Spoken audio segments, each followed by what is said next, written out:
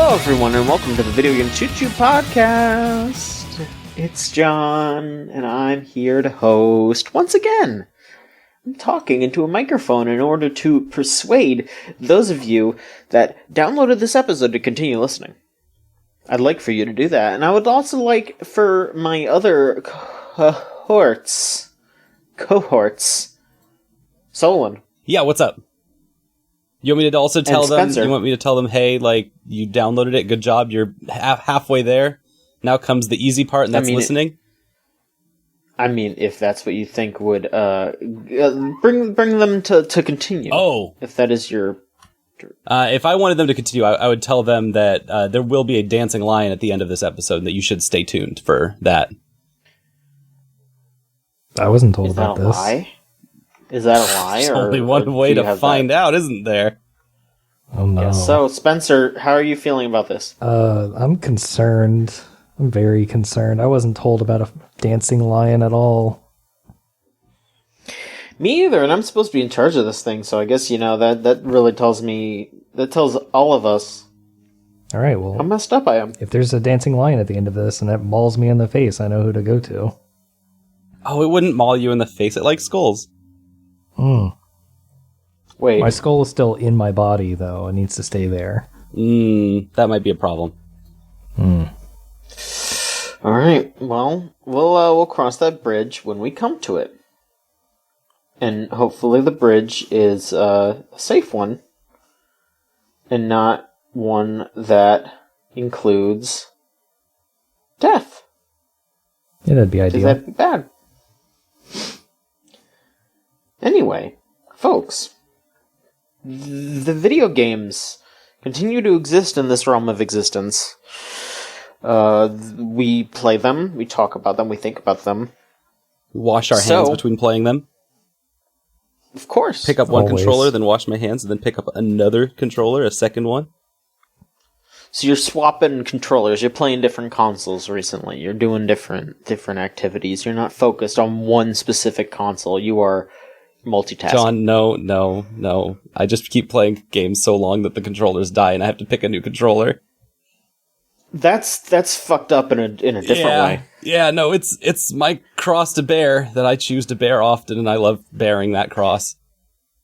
Is that your problem, or is that, I'm gonna guess Sony's problem, because I know that the PS4 controllers have kind of bad battery life. They're not the best, but yeah, I do have I have 4 on my desk right now.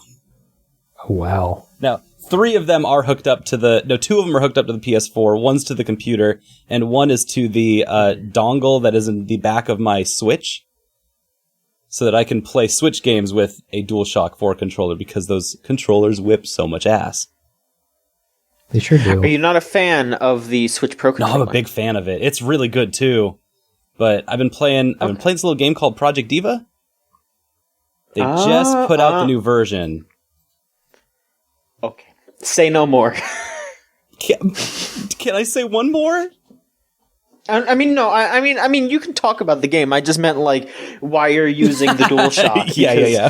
The fucking, I love the Switch Pro controller, but if you're playing something that wants to use a D-pad, you don't use the Switch Pro controller. Exactly.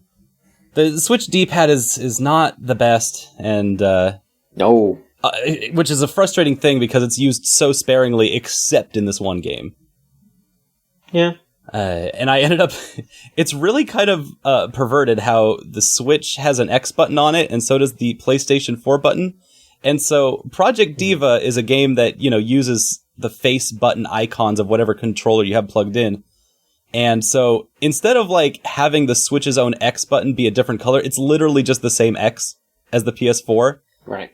And so I was playing this game. I wanted to give it a fair shake on the Switch, because I'm like, oh, new game, new generation, new Hatsune Miku. It's all softer and cel-shadeder and less bulgy and bulbous, like the flashy PS4 Hatsune Miku looked.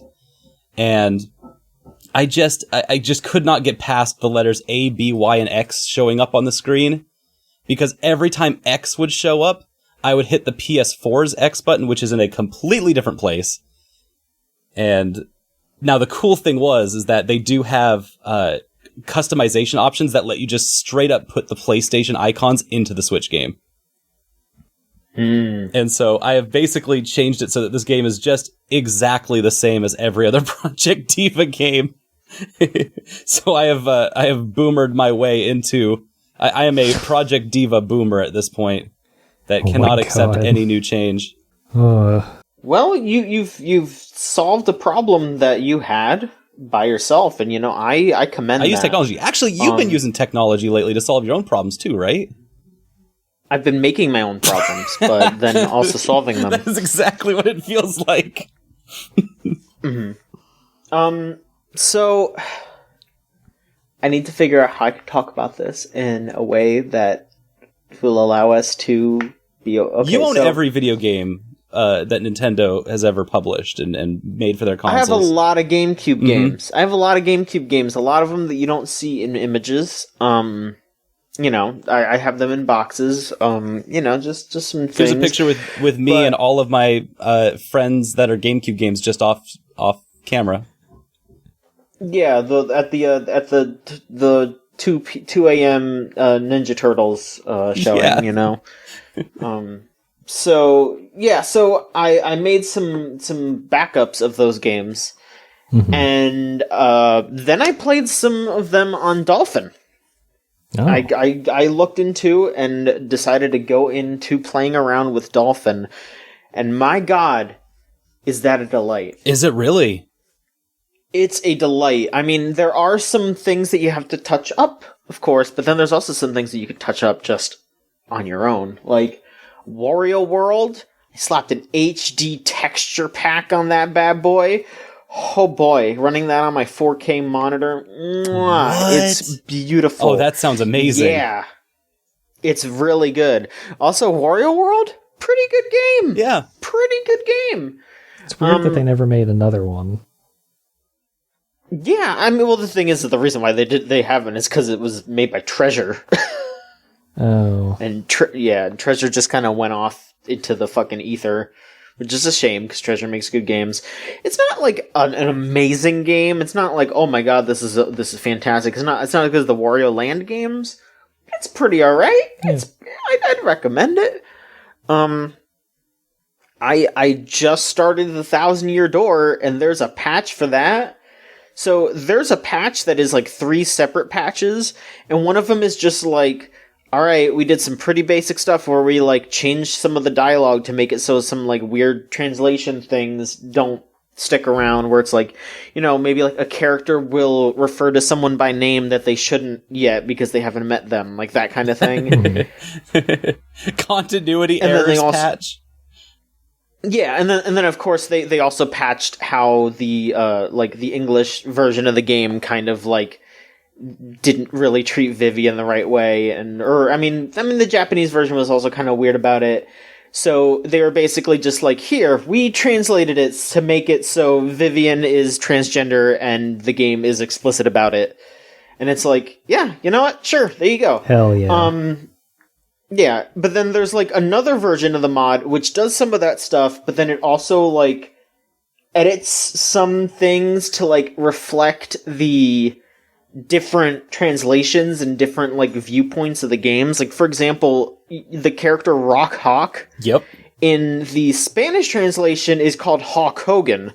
So they went, oh shit, that's really funny. We're just gonna change that to the English version as well. That is really funny. And yeah, and so they patched together a bunch of things from like a bunch of different sources to make this like basically like the quote unquote best version of the game. Mm-hmm.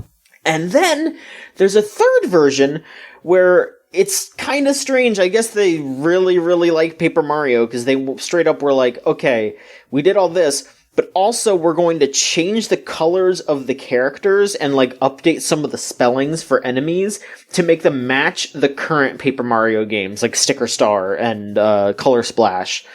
So, I haven't really run into any of it, but it'll be like, oh yeah, no, like a POW block might be like a different color because that's how it is in Sticker Star. Or, they're spelling Chain Chomp with a space instead of a dash because nowadays that's how it's spelled instead of with a dash. Interesting. So yeah, they have like the 3 different versions and it like melds all together. And then there's even like an in-process texture pack for that too, where like I applied that, and I can't really tell too much about it because I guess they're still working on it. They've been working on it for like 7 years, and they're only like halfway done. Wow. So yeah, I mean, I don't know if it's because it's difficult or because the person who's making it is just doing it by themselves and they don't have a lot of time, or if it's a combination of all that. Probably, but. Yeah, I mean, I just started it, so I can't really tell you how I feel about it. I've been playing more Wario World than anything. That's so much love involved in that. That's amazing. Oh yeah, absolutely. It is, you know, a lot of people really, really love the 1,000-Year Door, and, you know, like, obviously there's a lot of people who are worried about the new one, the Origami King. I know that people are really worried about that. But when you see how much people love the 1,000-Year Door, I kind of just understand why they're so worried, because they love that game. Yeah, it's good. Yep. It's good. And they want something that's like that. They want to have that experience. And, you know, obviously I think there's a difference between, like, oh, I'm nostalgic for this thing, I want to just have that over and over again, and the more reasonable, you have shown that you're capable of making something truly incredible, but then you just keep drifting away from it, and when you do, it's really disappointing and bad, even.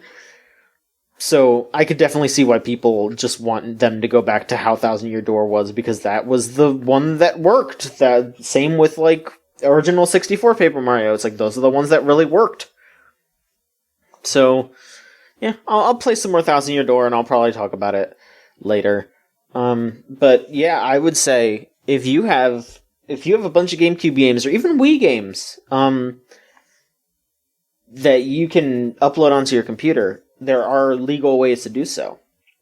Huh. Just Google it and then go ahead and play those on Dolphin. You can it natively up-reses a lot of stuff, but then you can also just like download patches to make them better, or you know, run different programs, and there's a ton of different things to do. I mean, hell, you can even import games and then play them on Dolphin. Like, you know, you could play fucking Doshin the Giant on GameCube.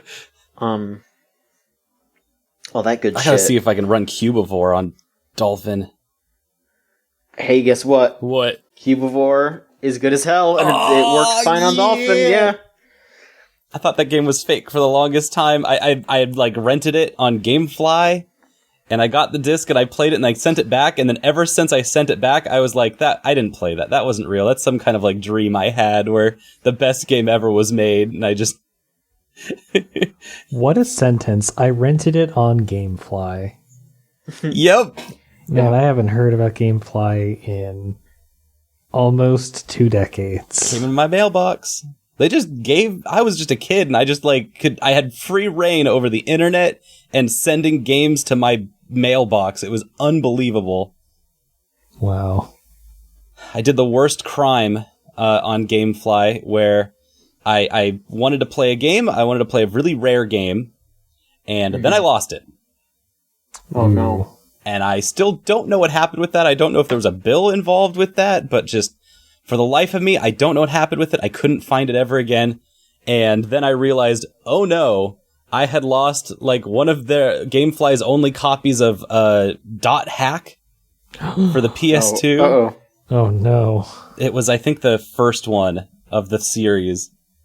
I didn't even finish it. I got, like, a third of the way through it because it's really long, but I always feel bad. I always feel like I've done something horribly wrong, and I'll never be able to make it right. Keeps me up at night. Oh dear. But now I own it on PC because of the Capcom Humble Bundle that's going on right now. It's Namco, buddy. Oh, Namco. That's the one. Yeah, no. Bandai Namco. I've got it. I own it now, and so I can kind of like, I can fix those wounds. I can heal those scars from my childhood. Although I can't heal Gamefly. They're unhealable. Yeah, I guess not. So, yeah, there's lots of shit that we're all getting up to lately, it feels like. Spencer, you've been up to some stuff. Yeah, so, about a decade ago, I was browsing Steam, as you do, looking for new games to get, and I saw that there was a game called Stalker Clear Sky. And I was looking into it, and I was like, oh, this is kind of the kind of game that I like. It's a first-person shooter. It kind of has some, like, simulated real-world elements, like oh, you have to like feed your character so they don't starve or whatever. But then I noticed that, oh, it's the second game. You have to go and play Shadow of Chernobyl. And you don't really have to, but that's kind of how I like to play games usually, is I like to play them in the order that they're released or whatever. Mm-hmm. So I went back and I got them both in a bundle, which is really nice. And so I was playing Shadow of Chernobyl, and I remember starting it up and having like the worst time trying to kill bandits in that game. And I eventually got past like the opening areas, and then there's a section where they ask you to like, you know, help defend this base. So I'm helping defend the base. And then they're like, all right, cool. Now go underground, and here's where that bunker you're looking for is. And I go underground, I kill a bunch of dudes, and then I hear a monstrous scream, and an invisible Cthulhu man runs directly at me and claws me in the face, and I turn off the game and I hide under my bed because holy shit, that was fucking terrifying. And I didn't touch the game until 3 weeks ago because fuck that horrible invisible Cthulhu man. Yeah. So this time around, I actually managed to finish all of Shadow of Chernobyl earlier this week, and it was a blast. I loved it. It's a really interesting game because it came out in 2007, and it actually was released in Ukraine first, I think. It was like European developers. They released it there first, and it actually came to like North America last, like in late November of 2007, I want to say. Mm-hmm. It basically, you know, the Shadow of Chernobyl, it takes place in the surrounding areas of the Chernobyl National Power Plant, not just after like the 1986 disaster, but there was another disaster in 2006 which caused a whole bunch of like physics-defying anomalies to appear, and mutants are everywhere, and people are like hopping the fence to go in there and like get artifacts because a lot of people will pay a lot of money for them. And so it's kind of like a Fallout game, except it takes place in like the modern day, but it's also in like Ukraine, and it's also in like a part of Ukraine that's been untouched for like decades now. So all of the guns are shitty, all of the armor is shitty, all of the gear is shitty. You are eating like canned meat that's been there for like years or whatever. And it's got one of probably the worst openings I've ever seen in a video game. Oh, okay. No, what? So you play as like an amnesiac stalker whose only like clue in life is you have a PDA that says go kill Strelick, and you're like, I don't know who the fuck that is. And so this vendor guy, Sidoveric, like kind of helps you get your bearings in the world, and so it kind of works as the tutorial. So he asks you to like, oh, we need to go get this other stalker, Nimble. You need to go rescue him from some bandits. So you go over to the bandits, and like they're in like this depot, and there's like 7 or 8 of them. And when you go over there, you can actually ask, like, you meet up with these other guys, and you can either like storm the depot with them, or you can like go in quietly and like kill them.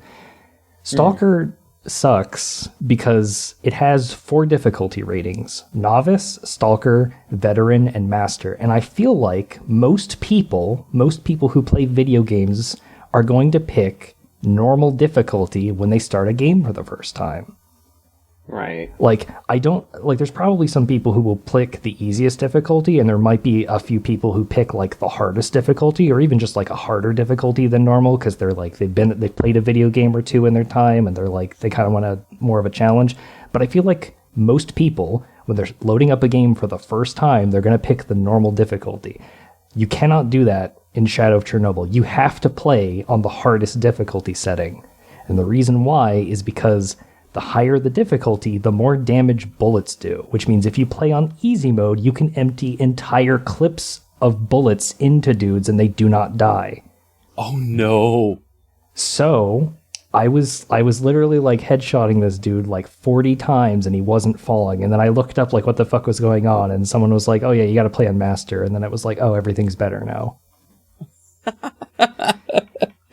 And so what a weird ass game. But so like, everything's better now. So did it totally work after that? Like, yeah. It is an old 2007 first-person shooter game, so there's a lot of weird jank involved with it. For example, when your character has like a stamina bar, but it's only really used for running and jumping.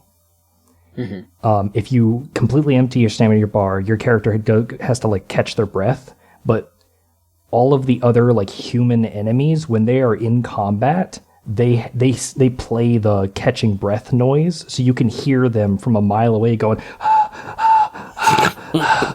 and it makes combat really funny because it's like, I know there's a dude just coming down this corridor because I can hear him fucking like wheezing his way past all these barrels, so I can just pop my head around and just shoot him. I can only imagine the asthma problems around Chernobyl in Ukraine. Those poor guys, everyone's suffering here. Yeah, this is getting me in the mood. It also has a game that has like multiple different endings, which is very funny because like it has, I want to say, 7 endings, but 5 of them are like fake endings. Because the whole point of the game eventually is you have to reach the Chernobyl National Power Plant.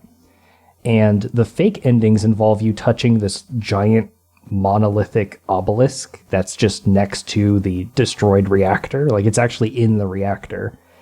And when you touch it, you can make a wish. And the wish that your character makes is based on the actions you took in the game, which is really cool, except it's one of those monkey's paw choices where like, I'm going to spoil one of the endings. The character wishes for the entire like zone to disappear because it's like a hellhole.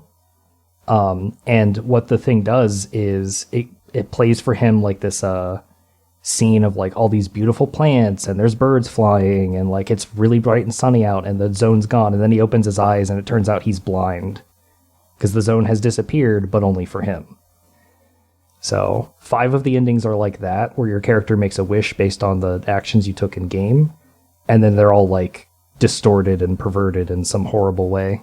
And then the 2 true endings are basically just like, it's some stuff with research and some psychic scientists hive mind thing, but it's pretty fun. That sounds sick as hell. You've kind of been on a tear with these like mid-aughts shooters. Yeah, you've been tearing it up. Yeah, I'm going through my back. Like now is the time to go through the backlog of video games that I need to finish. Damn right. So, are you going to jump into Fear next? Probably not. I am too much of a scaredy cat for those games. So that is kind of where the jump scares started to really get into these kinds of first-person games. Yeah, the scariest part in Shadow of Chernobyl is the 2 parts where you have to go underground. Anytime I had to go underground to some fucking Ukrainian secret laboratory, I hated it. Because the first one you go into, objects in the room, like barrels and gas canisters and crates, just start levitating up and then they just get thrown at you. And the guide I was using was like, oh, they do like a small amount of damage, so you can just not worry about them. And I'm like, how am I not supposed to worry about these levitating objects that I can't see who the fuck's levitating them or why? And they don't do a minimal amount of damage. They do like a quarter of your health when you get hit in the head with them.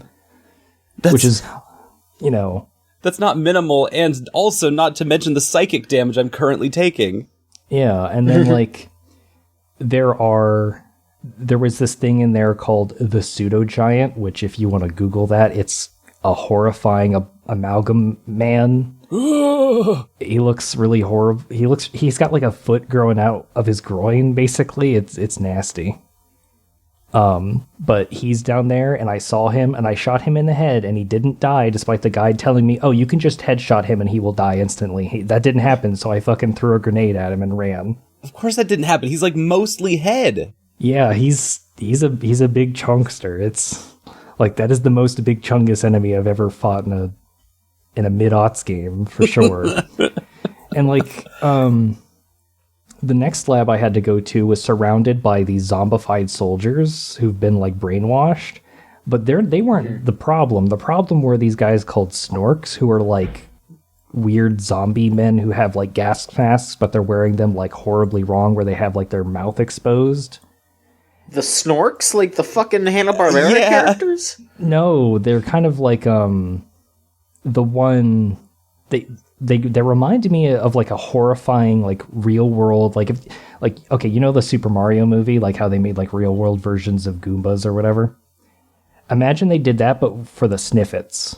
Like that's what the Snorks are. They've got horrible gas masks, and they're regular people. They were once people who've been turned into like weird, like crawling on all fours zombies, but they make fucking tiger noises. Like they literally play like tiger roaring sound clips when they jump at you and like detect you, and I hated it. It's like, why the fuck are you? Why do you sound like tigers? I was so pissed. They kind of look like hunters from Left 4 Dead. Yeah, except with gas masks instead of hoods. And yeah, but the hunters had like cool sound effects, like, oh yeah, this is a zombie that's ready to like fucking, rip my throat out.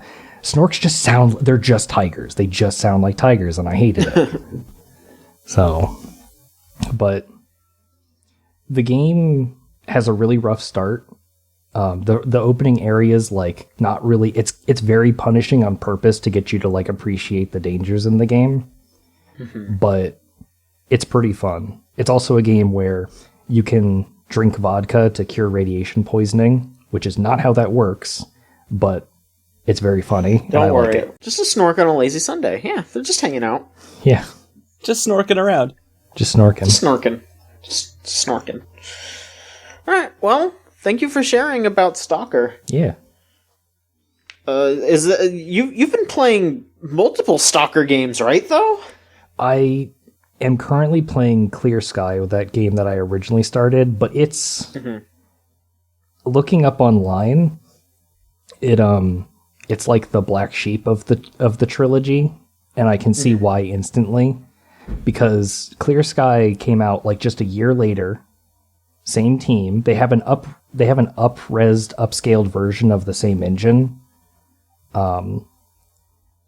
But that was around the time when volumetric lighting and God rays were like a big thing in video games. So they sacrificed a lot of good game design for the purpose of making the game look pretty. And to their credit, the game looks gorgeous for, a 2008 game. But oh my god, like I have never played a game where I immediately sat there and was like, I need to like install some mods. I need to install the big, huge community. We fixed this mod. I've never felt the need to do that for like Oblivion or Skyrim or any other game until I played Clear Sky, and I was like, no, I need to go find like the big, huge patch that everybody says you need to play this game, and there is one, thankfully, the Sky Reclamation Project. Shadow of Chernobyl has one too, but I didn't feel the need to get it for that one. But for Clear Sky, I was like, I need this. They reclaimed the entire sky. The entire sky. It's all reclaimed. The patch has a lot of like bug fixes, like quest fixes, dialogue fixes. Apparently, here's a weird thing in Shadow of Chernobyl is enemies will drop grenades on their corpses, but they will never throw the grenades themselves. In Clear Sky, they made it so that the AI will actually use the grenades in their inventory. A good idea. Except apparently, according to the patch, they are way overzealous with how many grenades they're throwing, so you can just get spammed with grenades constantly, and the patch, like, dials that down. But it was funny the first moment I actually saw an NPC throw a grenade, because he was an ally of mine, and he was throwing him at some bandits, and he literally, like, stands up, pulls the pin, and says, "Take this, you fucking Nazi," and throws it, and blew up, like, 3 guys. It fucking ruled. I like this idea of like the object permanence of these NPCs that are just like, well, I've got a grenade, and then they throw the grenade and they just go back in their inventory and they say, well, I got a grenade. Yeah, basically. The worst part about any first-person game for me is like enemies who have guns have to have infinite bullets, or the game just doesn't work. It isn't fun because the enemies will run out of bullets and then they will be fucked, basically. Yep, I'll just wait for them to run out of bullets. That sounds great. But when I go and kill them, they don't drop infinite bullets. They have a specific quantity of bullets. And in games like Halo, that doesn't really matter all that much. But in a game like Stalker, where ammo it has weight to it, and it's a valuable commodity resource that you use, it sucks when the enemies only drop like 6 bullets. So, but the thing that was the line in the sand that I had to cross for Clear Sky was when I pulled out my pistol and held right click to look down iron sights, and it doesn't look down iron sights because they removed those for pistols despite using the same engine. Oh, no. Yeah, it was really fucking weird. And then, like, I like using pistols in games, and the pistols you got at Shadow Chernobyl end up being really powerful. But in Clear Sky, it's like, I'm not going to use pistols if they don't have iron sights. I need to go find a mod to add this. And then it turned out like, oh yeah, there's a big, huge mod that fixes all these things, and you can also have some little optional tweaks. Like, machine gun nests actually do reasonable, like, realistic machine gun damage instead of having, like, the accuracy of an ICBM and they shoot sniper rounds at you. And plus, since I'm playing in the year of our Lord 2020, the game, like, runs perfectly fine, looks good, and the big, huge patch fix, like, makes things a lot better. I'm still having to, like, quick save a lot because I'm playing again on the hardest difficulty, so I can, like, peek around a corner and then immediately be shot and killed. But, you know. So we're all just taking hammers to our games right now, just under quarantine. Hell yeah. I've never begrudged people for modding games, like, at least in terms of, like, single-player games, obviously. Mm-hmm. But, like, I've never, like, gone into it until, like, now, where I've gotten, like, an entire huge, like, we've overhauled the entire game. It's shockingly easy, right? Oh, man, I love it. I love living in the modern era where people can fix video games. Hey, I loved living in the modern era when I got mailed a video game in the postal mail and then had to give it back a week later. So we've come a long ways. Yeah. So, but that's what I've been up to. I'm probably going to go back and, because I'm only at the earlier parts of Clear Sky, which it's a prequel to Shadow Chernobyl, and it does this cool thing where you can visit the levels in Shadow Chernobyl before they get to where they are in that point, and I love when games do that. I love any sort of... The first title takes place here, but then the next title is like a prior event, so you get to see those places before they became what they are in the first title. I love that. It's one of my favorite things. I'm looking at, like, Stalker's timeline of stuff on their Wikipedia where it says, hey, this game came out 2007, 2008, and then 2009. Those are the trilogy for Stalker. And then they just have this long timeline that's blank, except for 2021, when they're saying Stalker 2 is going to come out. And I look at their entry for Stalker 2, which, okay, that sounds cool. That's great. Finally, the sequel. And it says they're planning a release in 2021, powered by Unreal Engine 4. I'm going to be there. And I just go, oh no. They've got to go to Unreal Engine 5 now, right? I don't think they have to. I don't think they have to. I think they gotta. I think they're going to, and they're going to spend months on...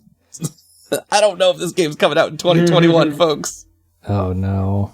Well, whenever it comes out, I'll be there, because I'm already, like, deep in the Stalker, like, shit pile, and I'm having a blast, because these games are janky as hell. It looks like a lot of fun, and it was always looked like it was kind of this, like, janky but fun shooter, and it reminded me of the Fear series a lot, because it was the same kind of thing, where it was like, they put out, 4 or 5 of them? And they all came out in the aughts, or a little bit after even, and then just nothing.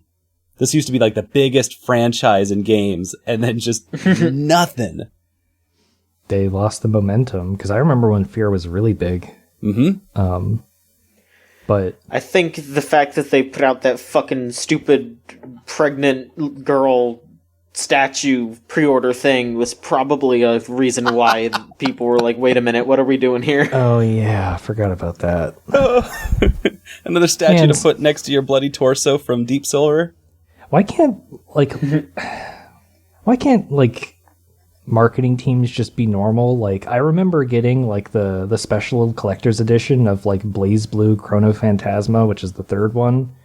And it just came with like a Rachel Alucard Nindroid, and that was cute. Like, why can't you just have like, just put Nindroids of your characters? You don't have to have like weird pregnant girl statue. Just put Nindroids. Just get Nindroids. Yeah. I feel like there's definitely like a formula you can follow that's reliable every time. Yeah, it's called Nindroids. Everybody loves them. They're designed to be built in a way that everyone loves. Yeah. Yeah. Look, I pre-ordered that Xenoblade special edition recently, the one that for the definitive edition. Mm-hmm. It's like $20 extra, but it comes with a huge art book. So I'm just like, yeah, you know what? Sure, I love art books. I'll look through that, especially with the new art. Oh man, all that touched up stuff. It's gorgeous. I know that there's some people that are like pissed about that because they prefer the original Xenoblade art because it kind of looks like Final Fantasy 12. But I can see that, yeah. I love the anime style. I love how it looks like warm and inviting.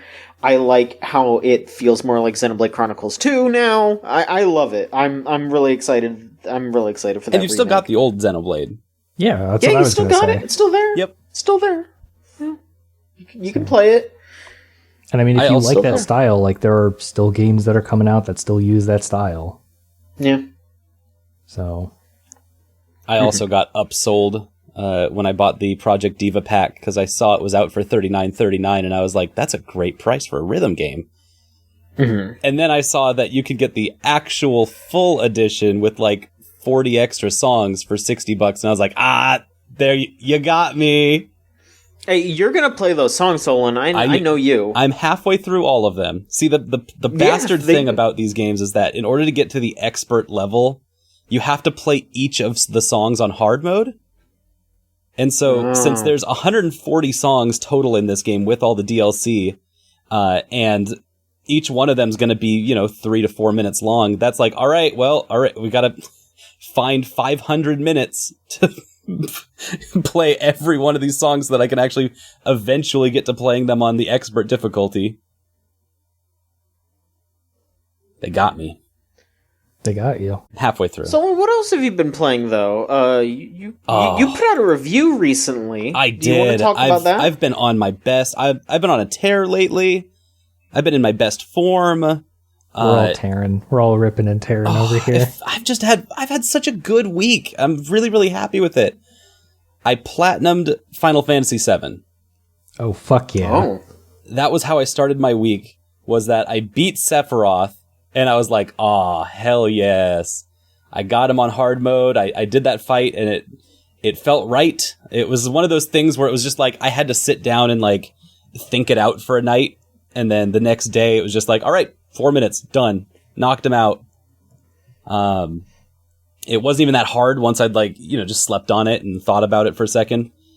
And once I got him knocked down, it was just like a straight shot to cleaning up a bunch of trophies that I didn't have, getting all the dresses, screwing up so that it ended up taking an extra 3 hours because I would do some bad things like quitting out of a chapter before the chapter clear happened. So I lost all of the progress of that, had to go back. I had to do the crane arm game, picking up Aerith and taking her through the tunnels 4 times in one day. And I was just like, all right, I'll just enjoy listening to this music in the meantime. Mm-hmm. But after all of that, it was just like, all right, what we got left? Okay, we're gonna kill every summon in a row and then do the post-game super boss fight. And we knocked that out in 30 minutes. It was just bing, bang, boom, done, awesome. I'm the best at this game, and platinumed. And I looked at my completion list, and it was just this is your only platinum trophy. And I'm like, yeah, you damn right it is. My only platinum trophy is still Bloodborne, including the DLC. And I'm fine with that. That's a big platinum. Yeah, so. I have 2 platinums. One of them was... Do I have... I think I have 2. And one of them is just mind-numbingly easy, and the other one is okay, that was a little effort. I have Borderlands... Tales from the Borderlands. That's what it was. Oh, okay. Tales from Borderlands, which you just get that for playing through the game. Hey-o. And then I also have... JoJo All-Star Battle. Not bad. Which that one I'm really happy with. That is Yeah, that is a good game. I love that game, and I'm glad that is one of the platinums that I've gotten. Hell yeah. Had to put in a little work for that. Not that much, but it was like, you know what? I got to set up some like matches. I got to make sure that I'm playing as Dio here. I'm playing as Jotaro here. I got to do that. Got to play some online matches. I played some online matches in there. I bet there's 0 people playing online in that game now. Oh, yeah, maybe. Yeah, I was talking about this with friends, and I want to put this to you guys as well. What does it take for you to want to platinum a game? Because that's a very different ask than just completing a game. It has to speak to me on a personal level in some regard. Like, Bloodborne. I really like the atmosphere. I like the story. The gameplay is really good. I like the sound design. I like the music. There isn't a thing in Bloodborne that I don't like. Except for maybe like how they do like online combat, where it's like you can't be invaded unless you have already summoned somebody. And then like the Chalice dungeons get kind of grindy, but like no game's perfect, and I even still kind of like the Chalice dungeons conceptually. So I wanted to platinum that game because I just had so much fun with it. Right. And it spoke to me on a more personal level. The other game that I haven't actually done this with, but I've always wanted to, is Dishonored, because I remember playing that game and I was like, I'm the thief fucker here. I like playing stealth games. And then Dishonored comes out and it's like, hey, you remember Thief? We made a modern one with fucking magic powers. And I was like, fuck yeah, let's do it. Sure. But that's what it takes for me to want to platinum a game. What about you, John? Well, I've only done it twice, and one time I didn't try, so it has to be something that's semi-reasonable that I don't have to like put an insane amount of effort into. Yep. But also a game that I really like. So, if there's things that are reasonable, if it's not something that I have to like grind the game for 3 days to try to unlock one thing, then I won't do it. But if it's something I can just do, that's fine. I'll do that. Those are exactly the same 2 criteria that I kind of came up against, was that I need to love and respect the game, first of all, to be able to go and look up the trophy list and see what's in there, what's in the achievements list. And then I also need the game in turn to love and respect me back. Yes. In a way that it gives me a path through those trophies in a way that makes sense to me as the player. So it's actually not an easy line to walk. Like, it is a legitimate design challenge to be like, all right, this makes sense as a trophy. And hey, maybe this like extra weird super bastardy thing, we probably shouldn't put that as a trophy to platinum the game. Because the 2 examples I gave, like Bloodborne, you said it was like a big, huge like platinum, but when I think about it, the only difficult part is arguably getting to the final boss of the Chalice dungeons, which does take time and effort to get through.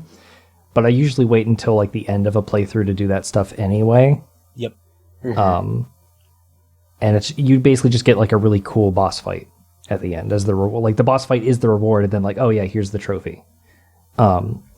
With Dishonored though, the reason I haven't like gotten all the achievements in that game is because that game had some DLC that came out.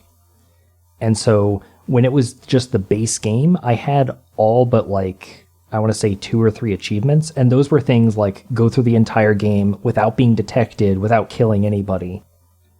Which I had done. I've done a playthrough of Dishonored where you don't use any magic at all. I have done that because that was interesting to me and I wanted to try that. Exactly. I love when those kinds of achievements challenge you to think about the game in a different way. That's always cool. One of the DLC packs was basically just a bunch of like little mini games, like you have to race a train or you have to kill dudes in like an arena style thing. Those ones are the ones that I don't have most of the achievements for, because those ones were less interesting to me, because they were like things like, oh, you need to teleport across these rooftops, but there's like a optimal way to do them that I would just have to look up a guide on YouTube and then like practice it, and then I'd be able to get the achievement. Those achievements don't really interest me that much. Sure. On the converse, I also had during FF7R, I looked at the achievement list and was like, oh, there's a hard mode to the Whack-A-Box minigame? I had no idea. And that was kind of fun to just go back through, and it was a completely different map, and I was like, oh, fun. Knock that one out real quick. Yeah. Right. The other weird part that I had was I was looking at AI the Somnium Files, because that's a game that I really love and respect, and I look at the trophies, and they're not hard to do, but I don't want to go back through everything just to collect one little collectible in order to platinum the game. Right. Which is a trivial challenge, but and it's so trivial I just don't want to do it. Yeah. And that one's a kind of a weird one, because it goes the other way, right, with love and respect. Where it's like, hey, you also got to love and respect my time, because if I'm going to put time into like collecting all this stuff, it's got to be worth it, and it's just not quite worth it for a game that I think is probably one of my favorite games ever. I mean, yeah, you don't have to run through stuff over and over again, and, I mean, maybe eventually you'll run through the game again, and you'll be like, yeah, you know what, I'll do that, but not immediately, yeah. Meanwhile, I collected every dress in FF7, which took like 2 hours each set of dresses, but at the end I got it's worth it. These dresses at the end, which looked so cool, and so it was all kind of worth it at the end. Yeah. I mentioned this like a few episodes ago, but my favorite achievements are like not the ones where it's like you beat the boss that we forced you to beat in order to finish the game, or ones where it's like, congratulations, you finished chapter 2, or like, oh, you whacked 10 guys with the melee weapon or whatever. Those achievements are whatever. The ones that I like are the ones where like it's just like you don't know that the achievement is an achievement until like you go and look up the achievement list and it tells you to do some task and you're like, wait a minute, I don't remember there being a thing there. What? So like I think the example I used was you're playing like a mundane golf game, and then you look up the achievement list and it says, and like one of the achievements is like you found the skeleton, and you're like, wait a minute, well there's a skeleton in this game and I can find him? What? Those are my favorite achievements. Yeah. I've been playing so much golf lately. Golf's is a weird game because it's like not great, but it's also kind of spectacular. You don't do a lot in golf. You sure don't. You don't, but the ritual of it is really relaxing and nice. It was on sale for like $15 last week, and me and all my friends, we just kind of all picked it up. Like Krill Factor and the gang, they got it, they picked it up, and we've just been playing golf for like the last week straight. And golf, it is definitely a game out in nature, and you are constantly arguing with physics. That's the entire game. Sounds like golf. I hope I can find a skeleton in it. That seems like the kind of game you could find a skeleton in somewhere. Yeah. Definitely recommend picking it up and making your golf sona. God. Sounds good. Alright, well thank you so much, Solon. Let's see here. I played another game this week. Oh boy. I don't even know. If I should talk about this. I don't even know if I should talk about this game because it's gonna just show my ass. Yeah. You know what? Who gives a shit? It's 2020. We're all showing our asses. It's quarantine horny hour. Oh, so you've been playing My Wife is the President of the United States of America, huh? No, nothing. You haven't heard of this dating sim? My Wife is the United States President. No, it's bad. Oh, I bet. It is exactly what that sounds like. It is an old dating sim game from when those were. Okay. From when, like in the late 2000s or maybe 2010 or something, when every dating sim was just the worst. Yeah, that sounds pretty bad. You remember Katawa Shoujo being like the foremost pinnacle of dating sims? God. Was Katawa Shoujo that bad though? No, it wasn't that bad. It was really well written and very fun to play. But it being the number one. It was number one because literally everything else was just porn. Yeah. You fucking Katawa Shoujo too. Mm-hmm. You fucking that too. You don't fuck in this game. I feel weird with how I just said like, mm-hmm. Yeah, yeah, you do. You really do. You do. It's a game called Helltaker. It takes about half an hour to beat. It's this little, like, puzzle game. You play as this pissed off looking dude who looks kind of like Kiryu, except more white. And a little more wide, too. Wide Kiryu. vibes Kiryu? Yeah, wide vibes, white Kiryu. I'm literally just he's also imagining the guy from the Talking Heads video in the big Kinda. white jacket, but it's Kiryu instead. Yeah.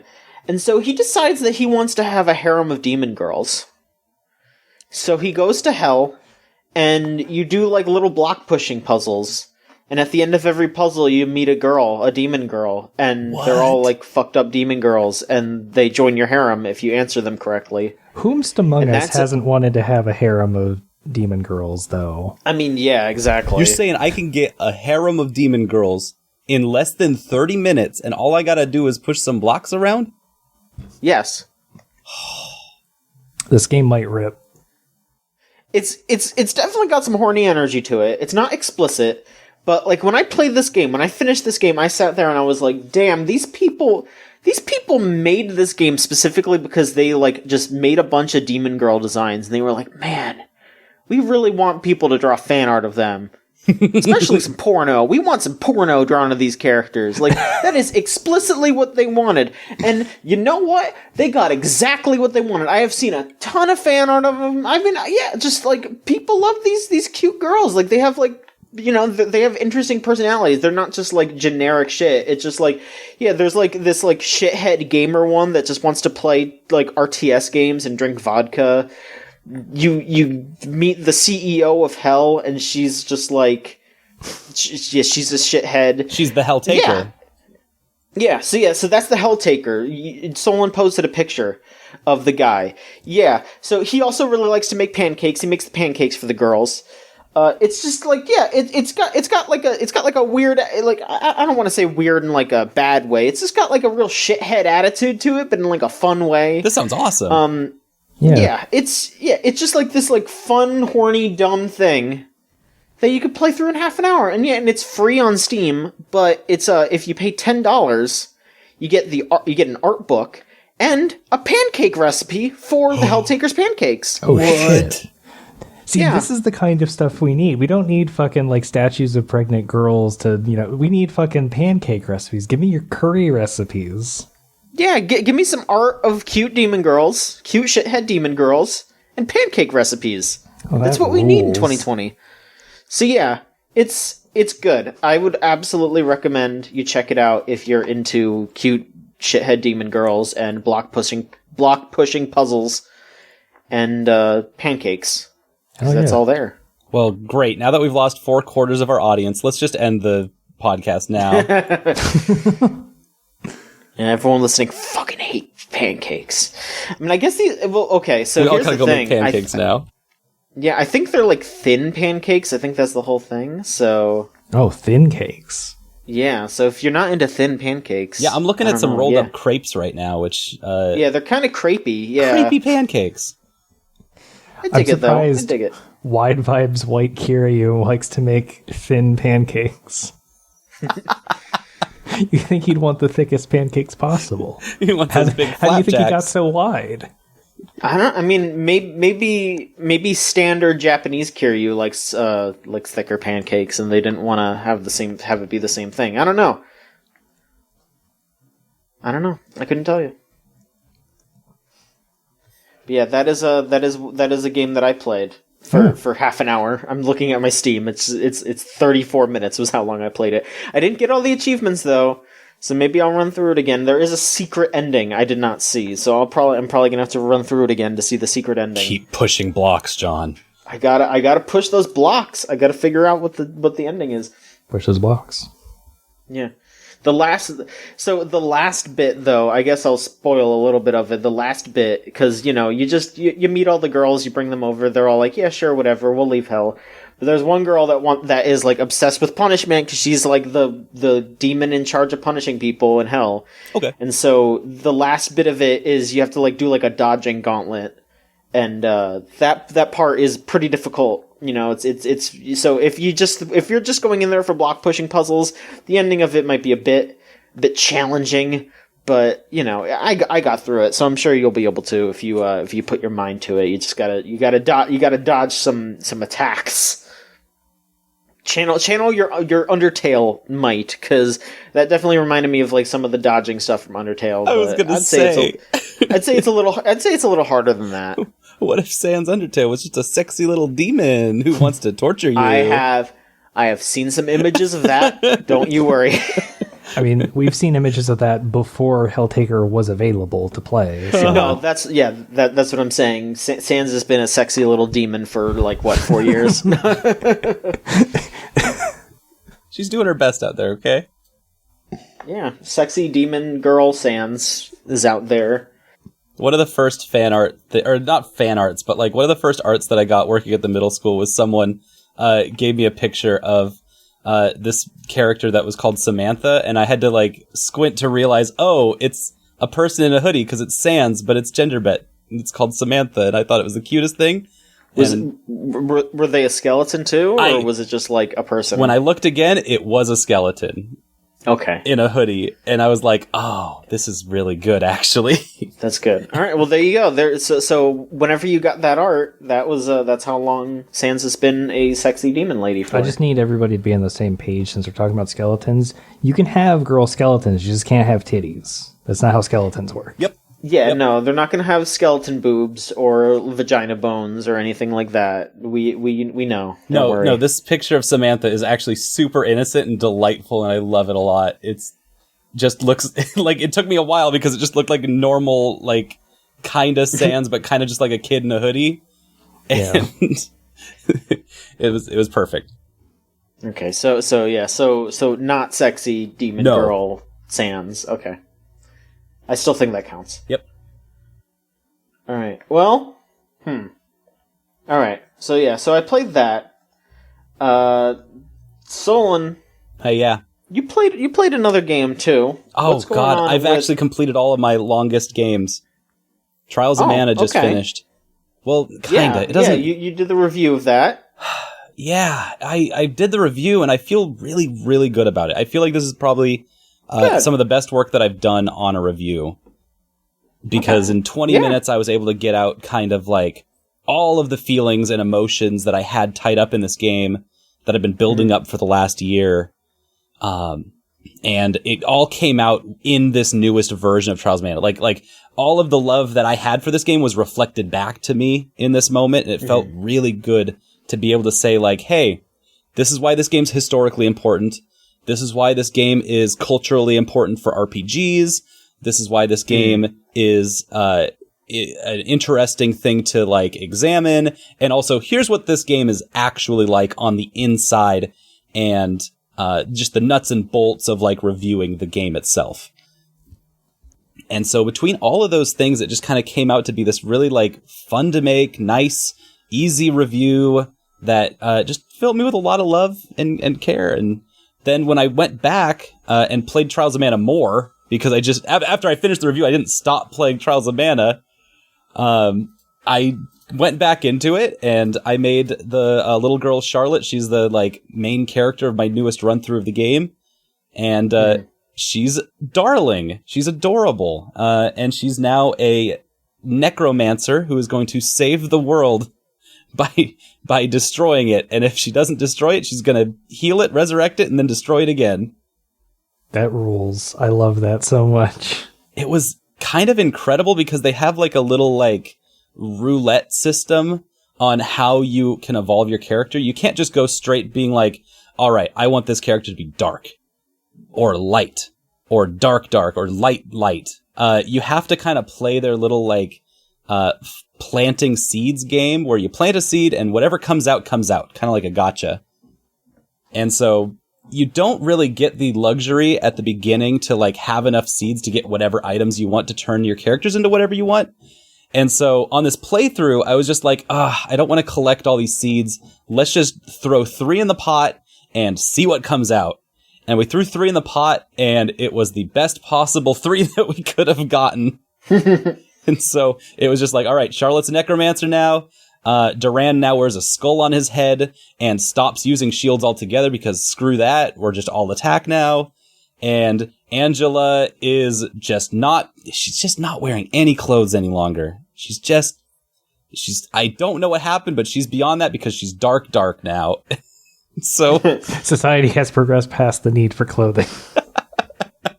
It was a lot to take in, just having all three at once being exactly what I wanted, when any one of them could have just been off, and it wouldn't have been bad if they were, but like, it was just like, oh shit, I actually get to explore like the limits of the damage cap in this game, because these characters, none of them are about defending. All of them are just about doing damage. And so I'm having a great time. I finished it, and now I get to go to New Game Plus with that party of characters, and it's just like, it feels so good to be able to just run through this game and find all of the like little story beats that I missed from my first playthrough. And since it's a game where you can change your party and that has like consequences, it takes a couple of playthroughs. It legitimately takes 3 playthroughs just to see like what every final game dungeon is. And the dungeons are completely different. And so being able to run through those is really enlightening, and be like, oh, this is what your main antagonists have been worried about this entire time. Oh, they've got a dragon on their side. Oh, that's cool. Ooh. We just killed the dragon last time unceremoniously so that we could make room for making Belladonna the coolest looking chick on the planet, which she was. She was the coolest. She turns into a cat at the end. I shouldn't spoil that, but like, it's such a weird thing that happens out of nowhere. And it doesn't mean anything, but she just turns into a cat. And I don't know how to feel about it. Sometimes people just do that, Soul, and it's fine. Yep. Like, you're like set up for this boss fight for Belladonna, and you've like, never fought her before, and then just suddenly she's like, oh, I need to protect my master because he's had such a hard life. And you're like, yeah, but he's going to take over the world right now and kind of kill us all. And she's like, yeah, but he's had such a hard life. And I'm a cat now. God. And she does like all these like loud meowing noises. Oh my God. She turns into a very tall, standing upright, no clothing, all fur titty cat. Oh, we're talking like a cat girl, not just a cat? On the far end of cat, then girl. So are we talking like, what's her name? Is it Felicia or Felicity from Darkstalkers? Yes. Felicia. Yes. Felicia like that? But farther. Oh. Further? Uh-huh. Like, are we talking like Thundercats then? We're talking like Thundercats. Okay. I'm on the page. But at least the Thundercats were wearing clothes. Oh dear. She's just a cat. Just bipedal though. It's a really cool fight. Meow. We're talking like naked Khajiit from the Elder Scrolls. That's exactly where it's at. Oh dear. Bright pink well, too. That's video games. It's not the same color scheme. Like, she doesn't wear bright pink ever. She wears a lot of like tiger stripes and cool 90s clothing textures and colors. But she just shows up here she's just pink cat now. Like Blaze the cat. She's basically Blaze the cat. Maybe that's kind of this game's cool. She only shows up on 1/3 of the playthroughs. Otherwise, you don't get this fight at all. Instead, you gotta go fight a cool-ass dragon. Whatever. Fucking, you can fight a dragon in like a billion video games. It's a good game. I'm just so happy with being able to continue playing it and go through all of these little sections and be like, oh, this is how Charlotte reacts to all of this. And she's just like, I think you're a fucking bastard. And I'm like, yeah, hell yeah, get his ass. She doesn't take shit, and I really respect shit it. and die. That's the entire attitude throughout my playthrough with her. She's gonna save the world, and she doesn't give a shit. I respect that. Mm-hmm.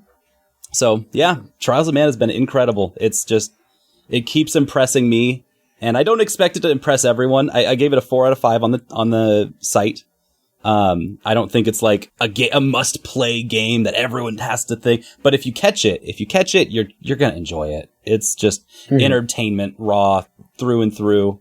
And they don't really they make all the right steps to make it fun and entertaining. And sometimes that sacrifices like little bits of how it used to be. And other times they like get really, really intense with like making it be exactly like how it used to be. And that takes away from some of it looking, the presentation doesn't look super like stimulating all the time because it's like, oh, it looks like you're just in a fantasy world. And it's like, yeah, because that's how it used to look. So there's a little give and take on that with its flash and panache. And so in the end, it comes out and it's just like, yeah, it's a fun game. I absolutely love it. It's definitely going to be one of my games for this year. Nice. Spencer. Yeah? You got one more thing you want to talk about. One more thing. And it What is has been bugging me for like 2 weeks now. Bugging you. Let's get this off your chest. Just bugging me. So, I mentioned earlier that I've been playing the Stalker games, and the reason I decided to go back into them, because I still haven't finished, like, Thief 2, which I was talking about, like, 2 weeks ago. I still haven't finished that, because I was like, I need to put the brakes on that, because I've been playing Arknights for the mobile platform, that gacha game that came out, like, earlier this year. Yeah! And the game's story made me want to play two different games. First, it wanted me to play Stalker, Shadow of Chernobyl, because in the opening of Arknights, you are escaping the city of Chernobog, which sounds like Chernobyl. And I was like, that kind of makes me want to go back and play the Stalker game.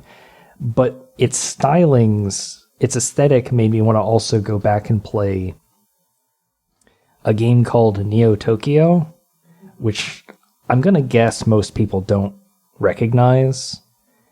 It was a Counter-Strike-like source game that me and my friends played, because it was one of those like dime a dozen source engine games where like, you know, you can just free to install it, and then if you already have like Half-Life 2 or whatever, you have a source engine game, you can just play it. Yeah, I'm seeing that as a total conversion mod of Half-Life 2, but features Cyberpunk. Yeah, and like Neo Tokyo, that game was like, gameplay-wise, it was like a Counter-Strike style where there's two sides and you have guns, and you have to kill each other, and the guns are very lethal.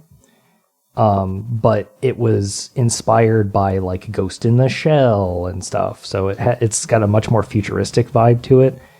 I actually went and downloaded Neo Tokyo and started plopping around on a completely dead Russian server.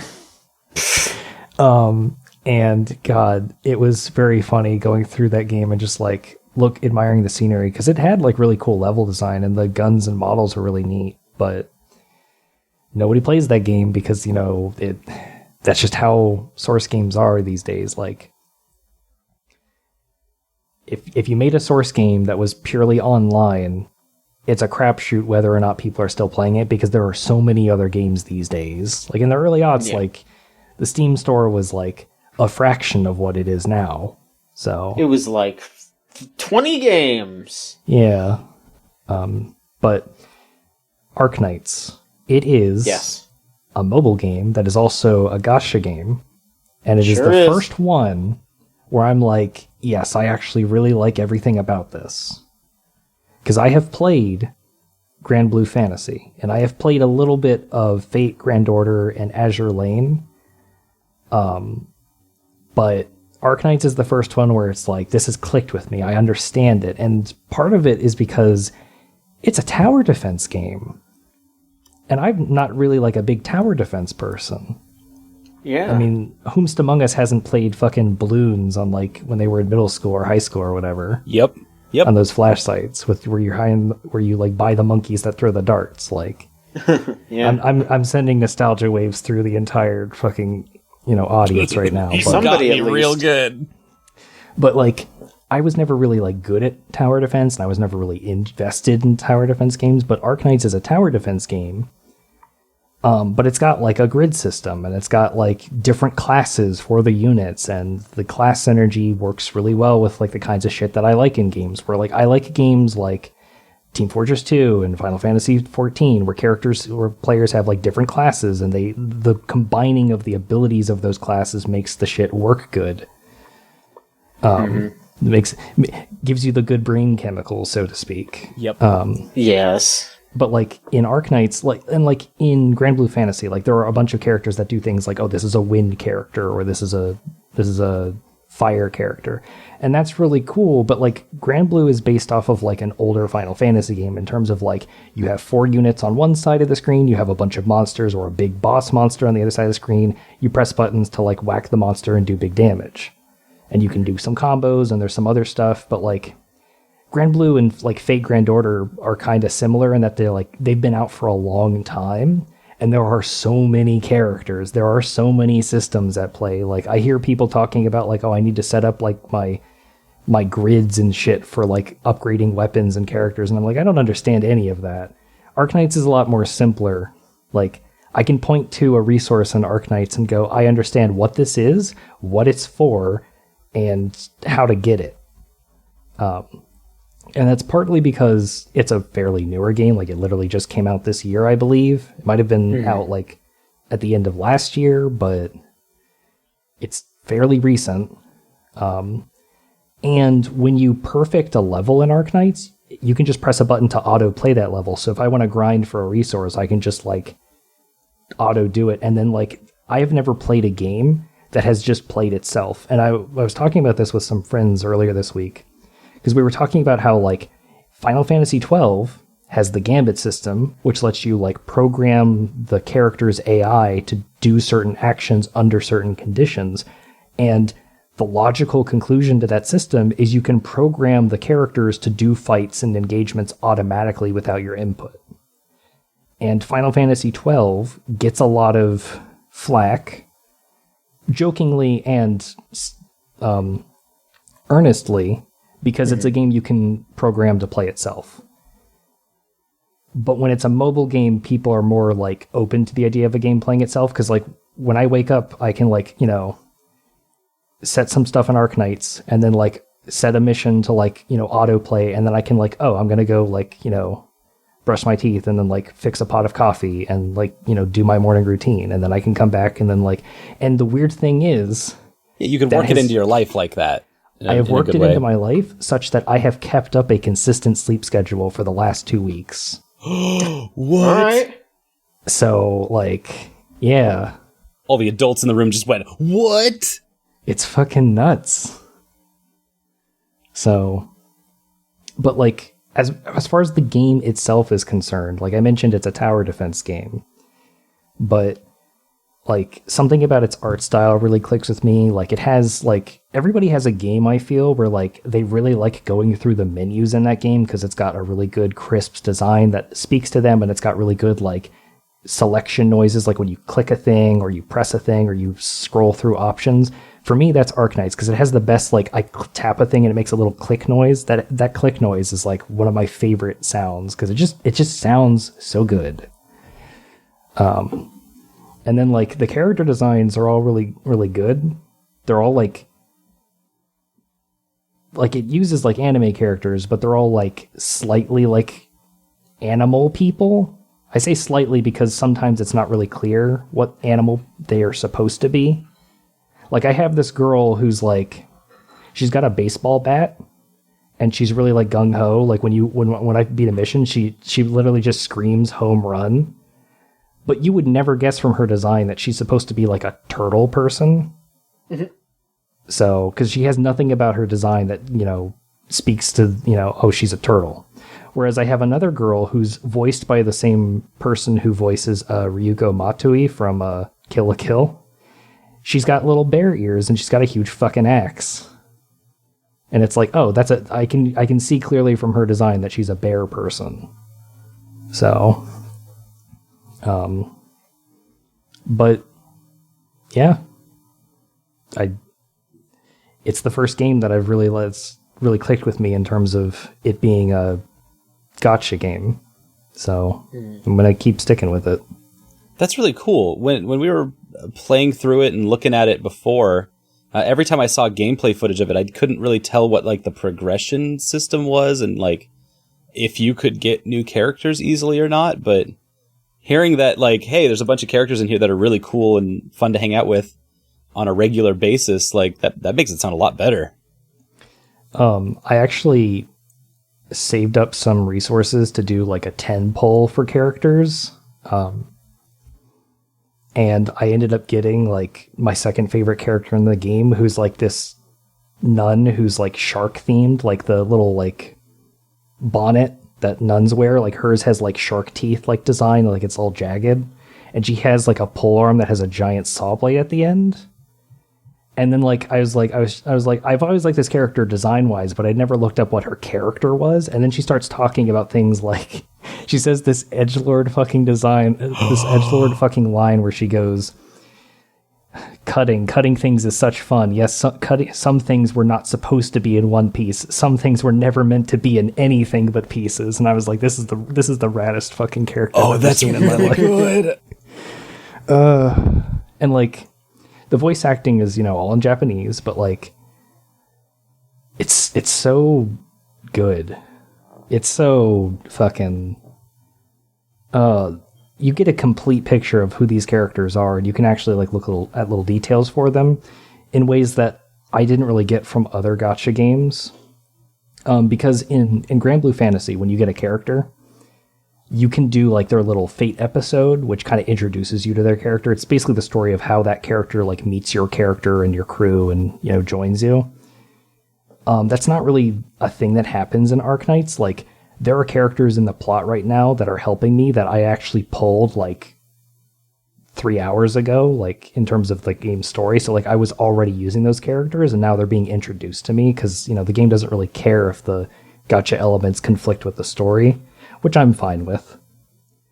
But in Arknights, if you draw a character that you already had, you get a token for them. And initially I was just like, oh, you just use these tokens to upgrade them a little bit as a bonus for like, oh, you've already have this character here. We'll make that character a bit stronger for you. They'll cost less resources to deploy, or they'll do more damage or whatever.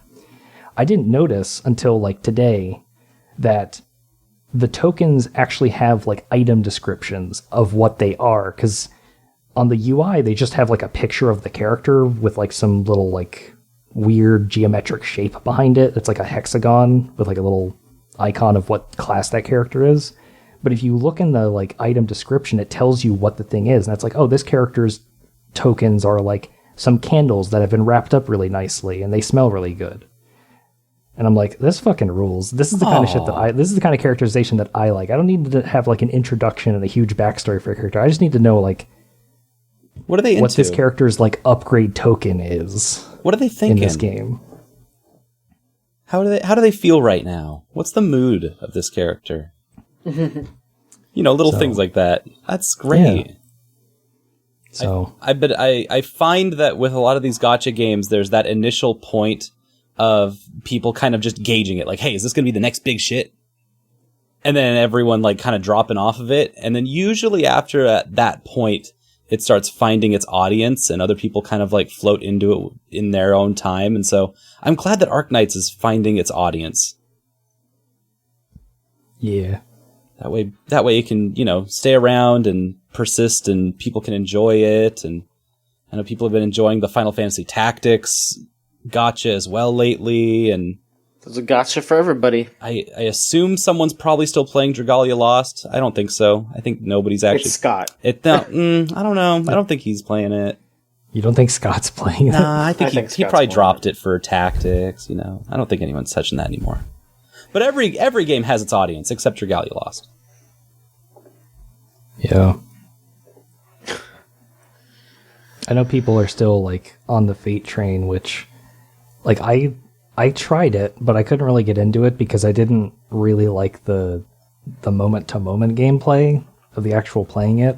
Yep. And I realized that I didn't really like that in Grand Blue Fantasy either, because I was literally just like clicking the same skills in the same order for each encounter, no matter what the encounter was.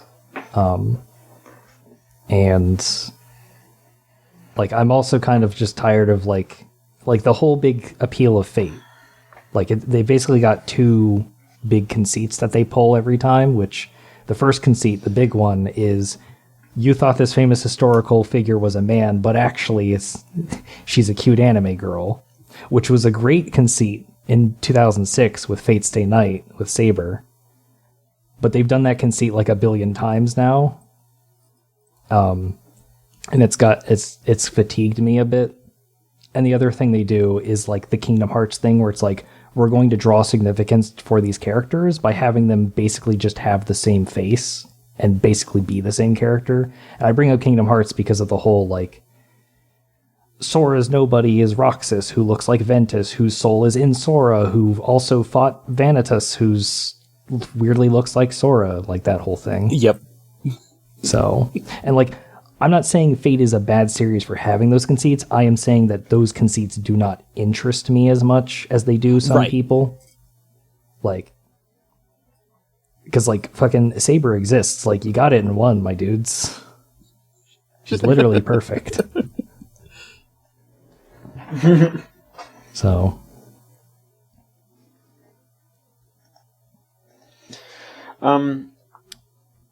Yeah, it's gacha games are fucked up. I've had enough of them. I think I really understood finally, I think, when I started playing Animal Crossing again, and it hit me that that game is just a gacha game, but it takes longer to do your dailies. And I stopped playing that, and I was like, wow, I think I'm done with gacha games for good, because I don't want to do it. I don't want to do it. Hopefully I don't want to do it. Something will pique your interest again, hopefully. You know which Even one just for I'll a fucking moment. play? I'll play the fucking Yoko Taro one when that comes out. Because I just Sure. want to play... I want to do the Yoko Taro stuff, but I'll probably end up dropping that anyway, eventually. Because I just... it sucks shit. Gacha right. stuff sucks. You're so... Are you feeling it after, coming to the end of life for Animal Crossing? I guess. I made some fucking tweets today. 'Cause I really that- went in on Animal Crossing, that and you know sounds what? like- Everyone who follows me that was like really into Animal Crossing, they were all like, you know what, John, you're right. What? Whoa. Yeah. As I talked about it, that game just railroads you to shit, but then it also doesn't give you any kind of incentives to follow that railroad. Like, Isabel's always like, oh, you gotta put up this many fences, you gotta do this, and then it's like, well, my tools keep fucking breaking. My tools break all the time. It's not fun to build when you're always worried about shit breaking. It sucks. Zelda Breath of the Wild. Yeah, guess which game I didn't like that much. Okay. I'm going to tie this back to both of my previous things. So, like, Okay. in Stalker, guns are shit. Like, they have a condition and they wear out, and the worse their condition bar is, the more they jam. And I can't tell you the fucking panic I have when I have the text, your gun is jammed. You press the R key to reload. And I'm like, fuck, because I literally peeked around a corner to shoot a dude, and he's coming down at me, and I was like, oh, fuck, my gun's jammed. What they incentivize for you there, though, is that, like, you can just pick up another gun. You can just pick up another dude's gun and have that. There's no repair kits. So you have to constantly replace your guns. I remember going through, like, this whole sequence to get this specific, like, target, like, for a job that I could kill, and the wiki told me, oh, he's got a special gun, and I got that special gun, and it's like, okay, I have the special gun now, but I have to be really careful because it's eventually gonna wear out, and fucking, like, it's gonna be shit. That's also the case in Stalker Clear Sky as well. But thinking about it, I'm like, there are so many games where, like, they have a durability system and they don't want you, like, people don't like when, like, there's so many games that don't, like, take things away from the player.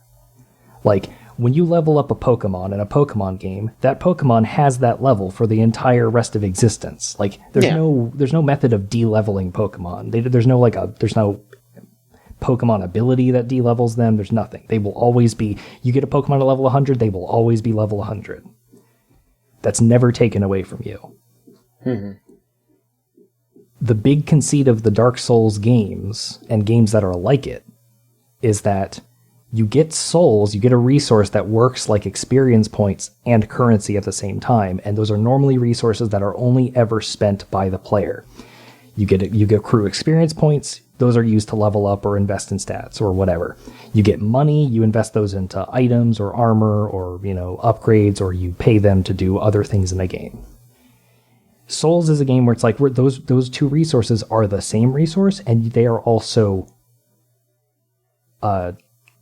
finite. They're ephemeral. You can lose them at any point in the game. And a lot of people go into those games and they lose them and they're like, oh, this sucks shit. I hate this.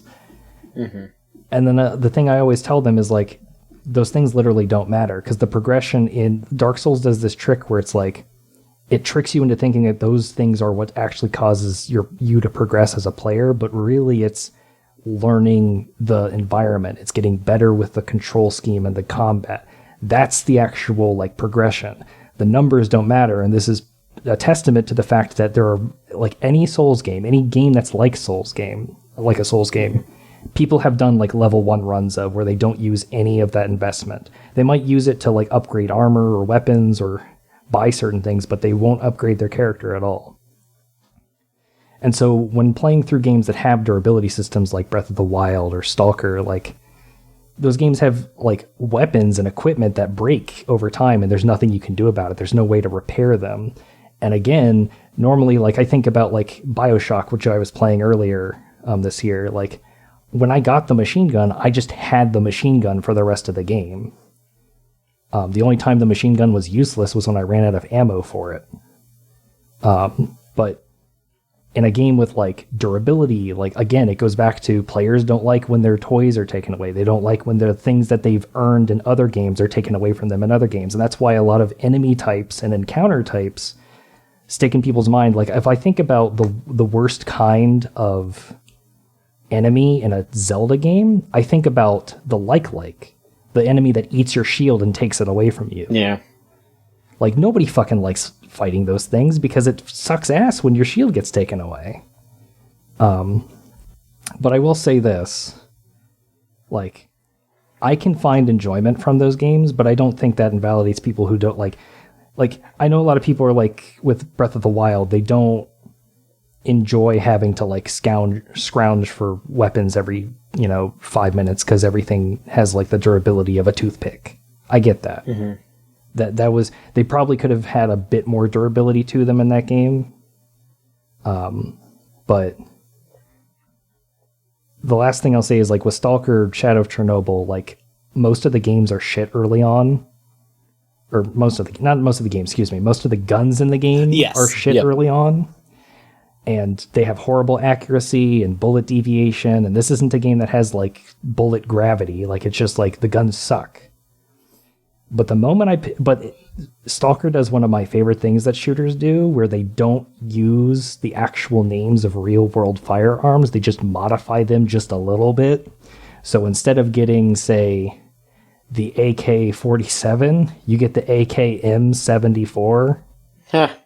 And so I picked up a gun called the G37, which is literally just one number off of the G36, which is the gun used by my favorite character from other seminal gacha game Girls Frontline. And I picked up that gun for the first time, and I shot like 8 dudes in a headshot in 8 shots, just one after another, bam, bam, bam, bam. And I was like, I don't know what this says about me as a person, because fucking...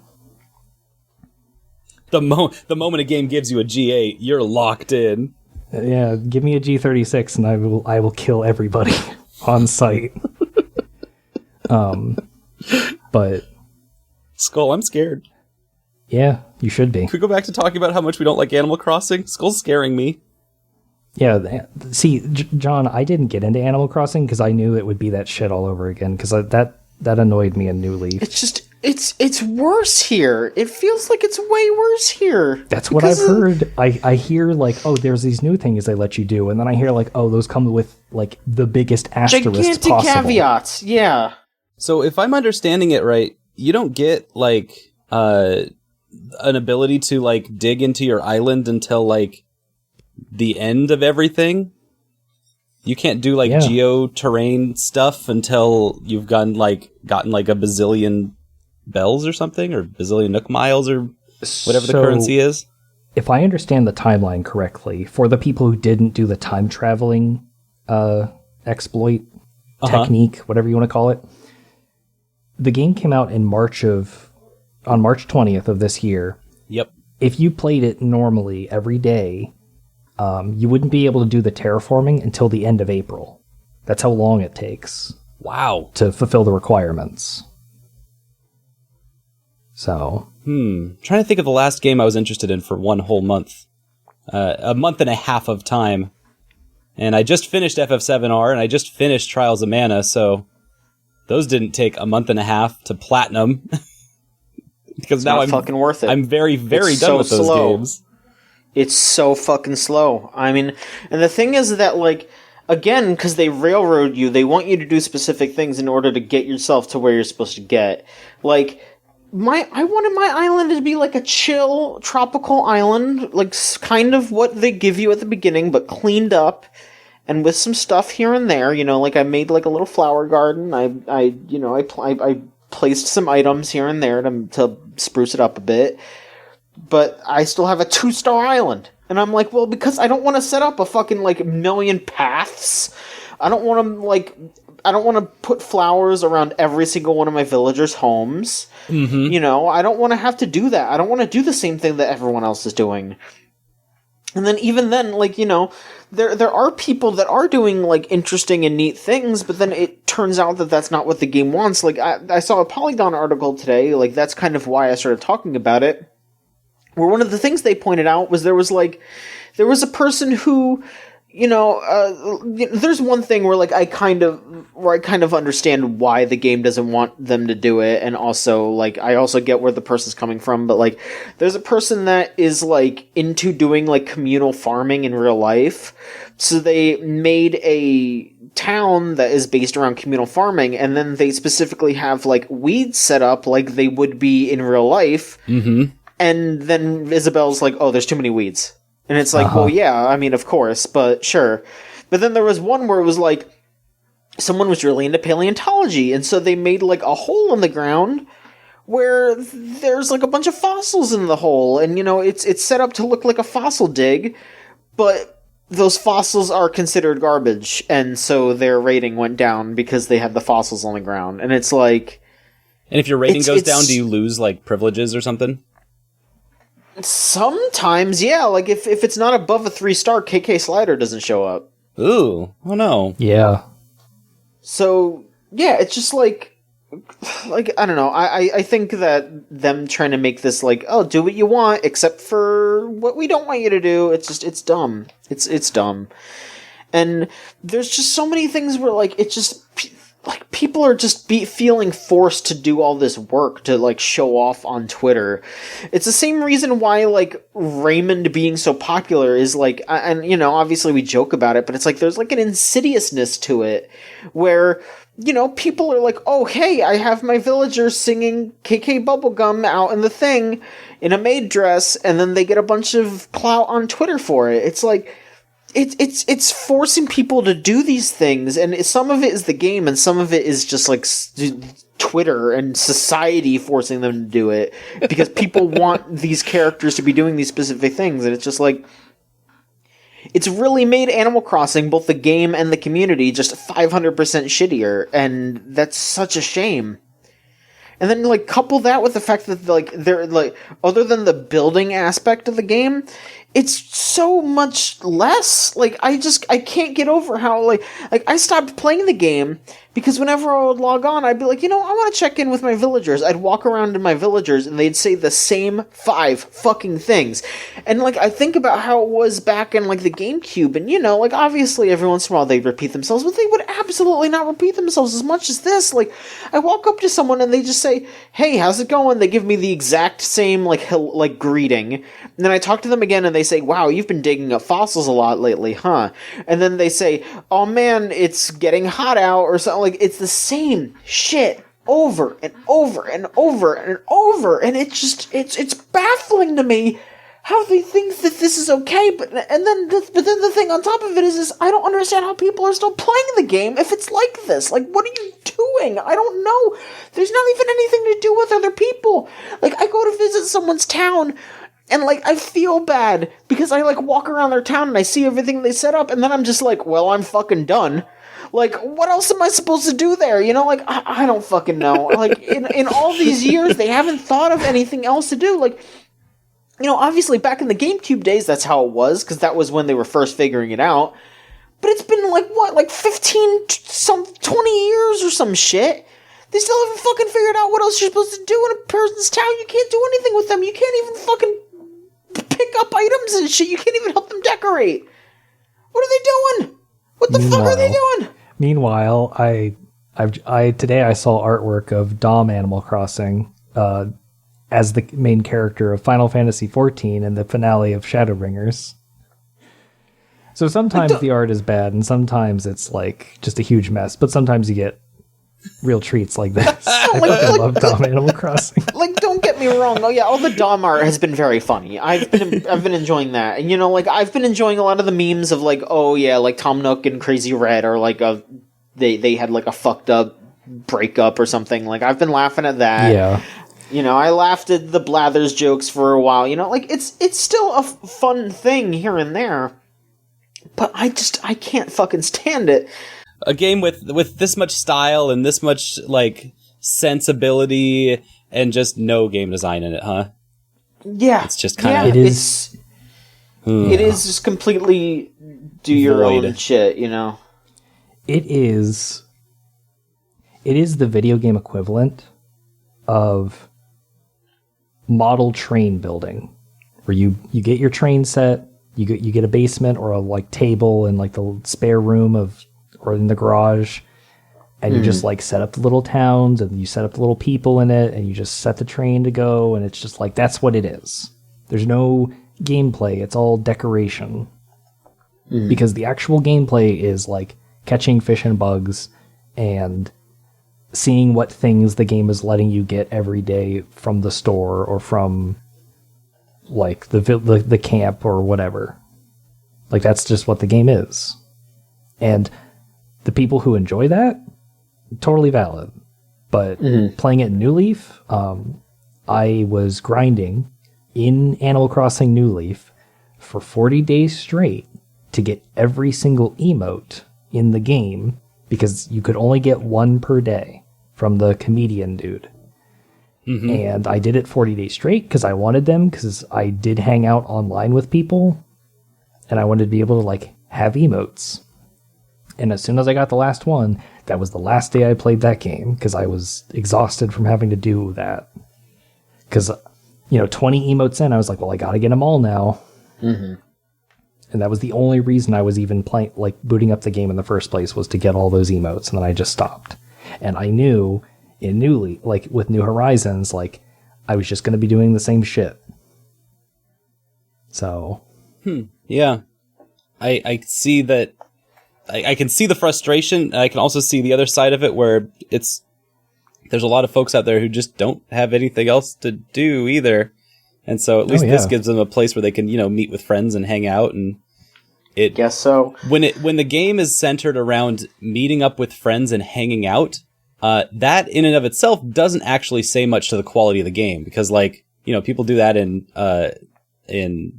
what's the Penguin online game? Club Penguin. Penguin got shut down, right, for being too nasty for Disney. Like that was like this week. But like people hang out on wherever, Yeah, I mean, I just keep seeing like these videos of being like, oh man, these people got. I mean, maybe this is just me. This is just me when I just see people being like, oh man, these people got together in Animal Crossing to celebrate their birthday or to do that, and for me, I just think like, I just get in a Discord call. I just, just talking to them is nice enough for me. I don't have to load up Animal Crossing and wait through all these load screens and sit there and do the fucking emotes over and over again, like, I don't know. That might just be me. That might just be me being like, I don't get that much out of it. But, there's people that are like, oh, hey, I want to show them what I've done to my island. I want to show them all the outfits I have. Like, that's them. John, I absolutely think you're having a very relatable Animal Crossing experience. I mean, if you go back to 2.5-3 months ago, you were feeling the FOMO. You were feeling the like, oh, I don't have Animal Crossing. Everyone else, Danny Trejo is out here playing Machete Animal Crossing, and yeah, and then you know what? It turned out that I shouldn't have done it because no, you still should have. I still think it was worthwhile and valid, and you went through the highs and the lows of playing through Animal Crossing, and I think that the Animal Crossing just in its of itself has its own shelf life, right? That eventually you're gonna be done picking weeds, and every Animal Crossing has always had weeds that you have to pick, whether it's metaphorical or literal, and eventually those weeds just pile up, and you're like, oh, I've got other stuff I can do now. Mm-hmm.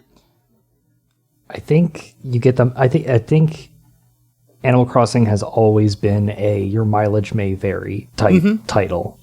Like, it might be a game that you'd really like if it didn't have the specific art style, or maybe you really like that art style, but you're more interested in creating your own art with that as a template than actually playing the game because the game doesn't interest you. Or maybe like it's the perfect merging of both things you want. You want a nice chill game where you don't have to deal with a lot of things and you just have to collect like furniture and villagers that you want.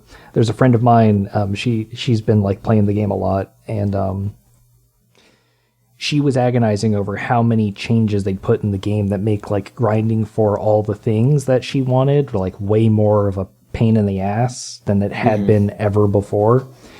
Like, she's the type of person who knew exactly which villagers she wanted to get, and she was on a mission to get them all, and she did. But getting like everything that she wanted, like filling out stuff, was just hearing it from her. Like, every time like I heard people talking about New Horizons, I would hear like, there's this cool new thing, but also they still haven't fixed this shit. Like, people are still having to dig holes behind them to make sure that like when they're hitting the money rock, they don't knock themselves away. Like, you know, a really cool, interesting tech on GameCube Animal Crossing. Why is this still in 2020? That is like, yeah, wow. Yeah. Like in Animal Crossing GameCube, that was a technique you would use to get like a couple extra bells worth of money out of your money rock.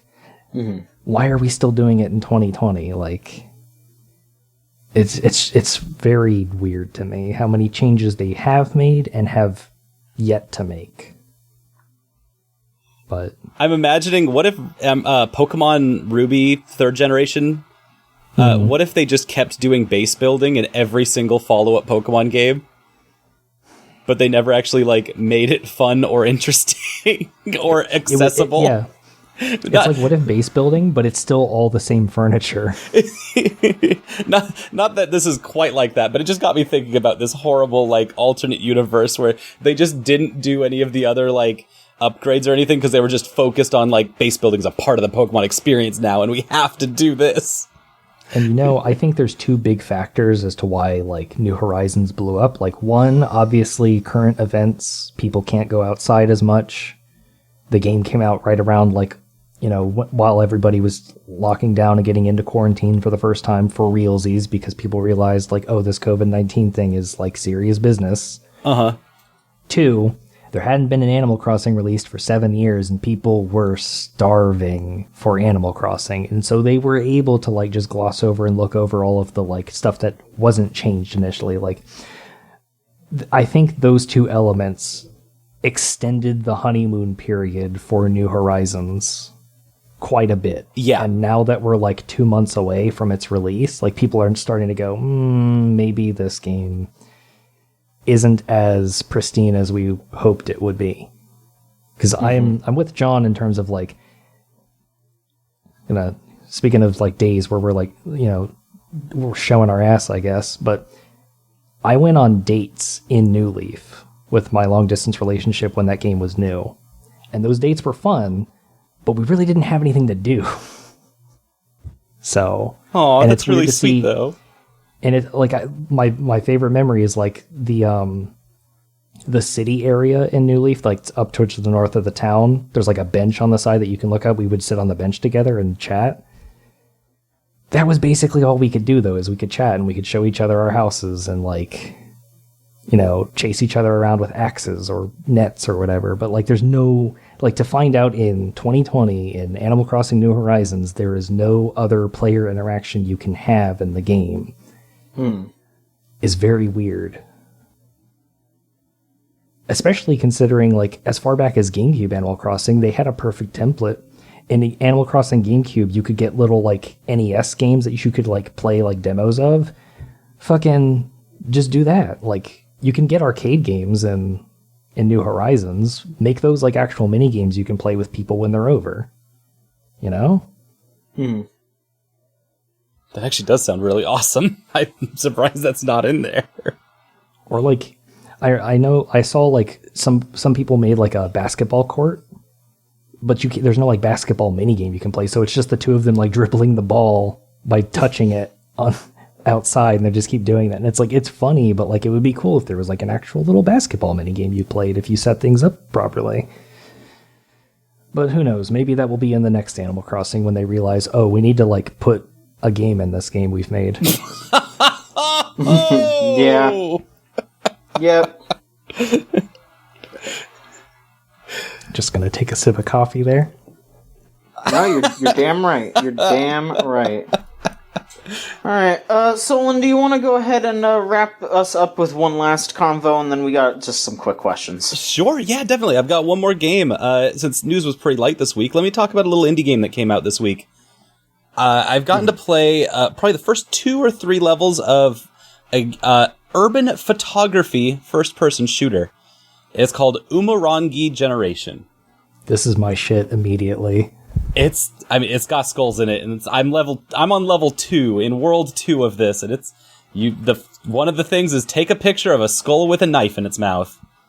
Oh, fuck yes. This game rules immediately. I'm glad you're here, because I don't need to say more than that, but Umurangi Generation is like a cel-shaded, very soft edges on everything, first-person shooter. It's kind of a shooter, point and click and shooting. It's got a camera in it. It's like Pokemon Snap, but without the rails. But it's set in like this shitty future. They literally, that's what they call it on the thing, is they call it a shitty future, even though it's basically just now, where you're taking pictures of like urban spaces, but a lot of them are kind of like inhabited by United Nations soldiers and guns and like people that are like really bored out of their minds, but also look like they're armed for conflict.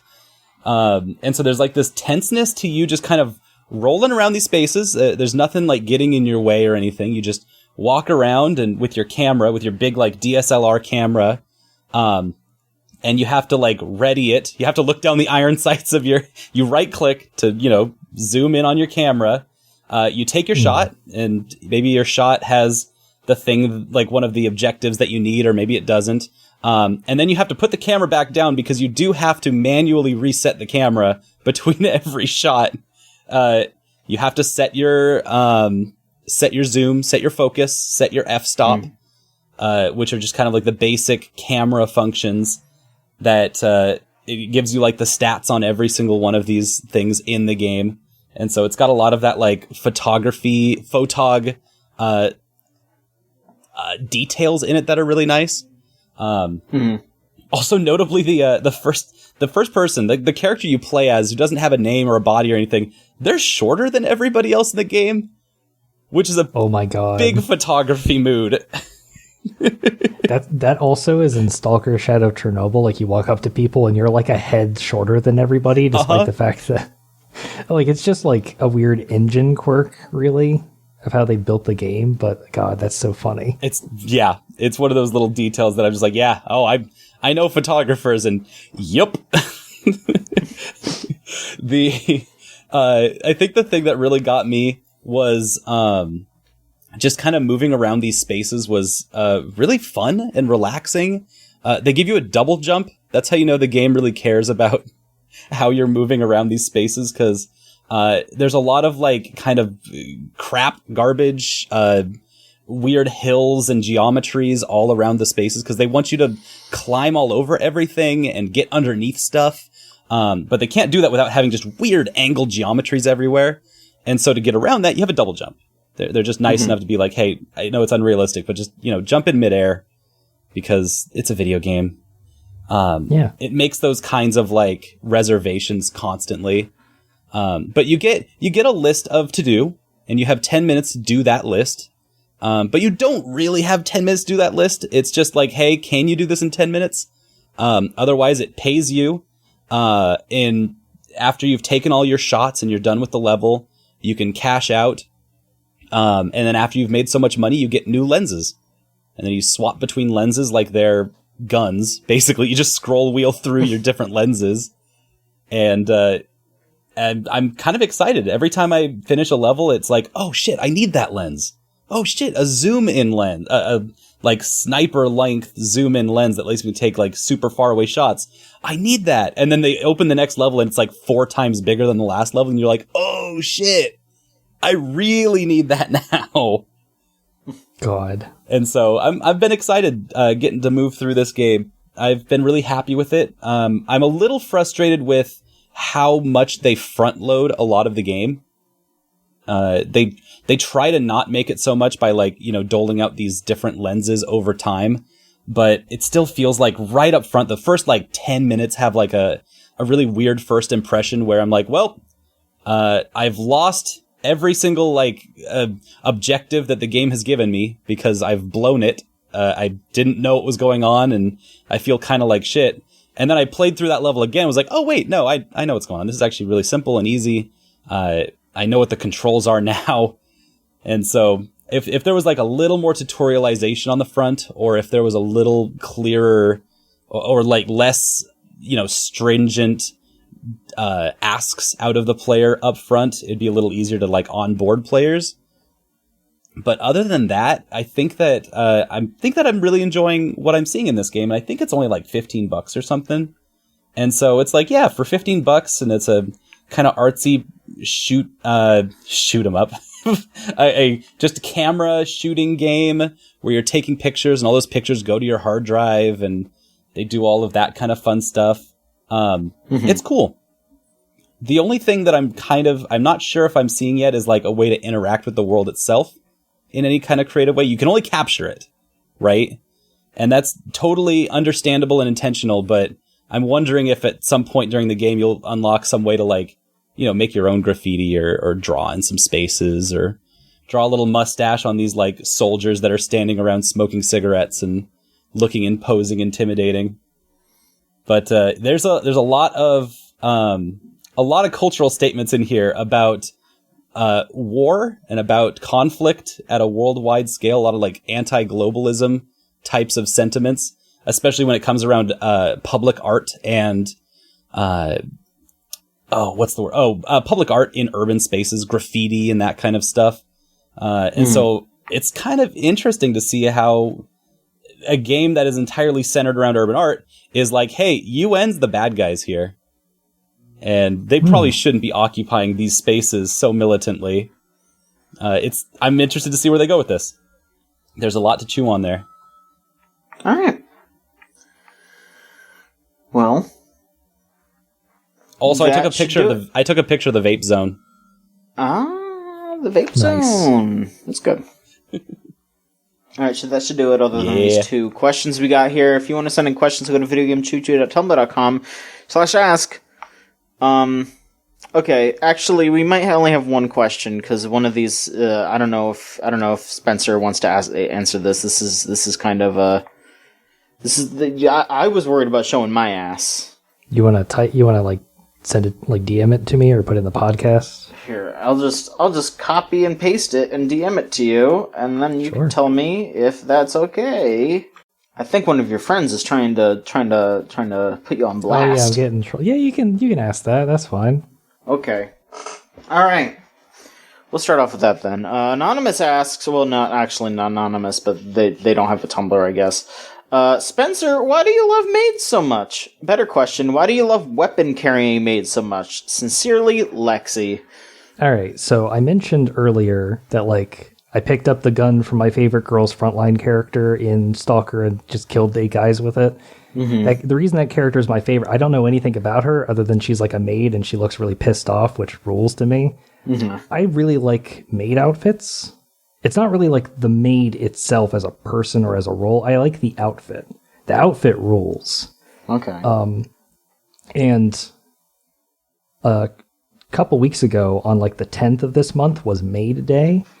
So I got to see a whole bunch of artwork of like almost literally any character you can think of in a maid outfit, and it fucking ruled. Amazing. Good shit. Because maid outfits look good on everybody. I saw like the final boss of Shadowbringers in a maid outfit. Fucking fantastic.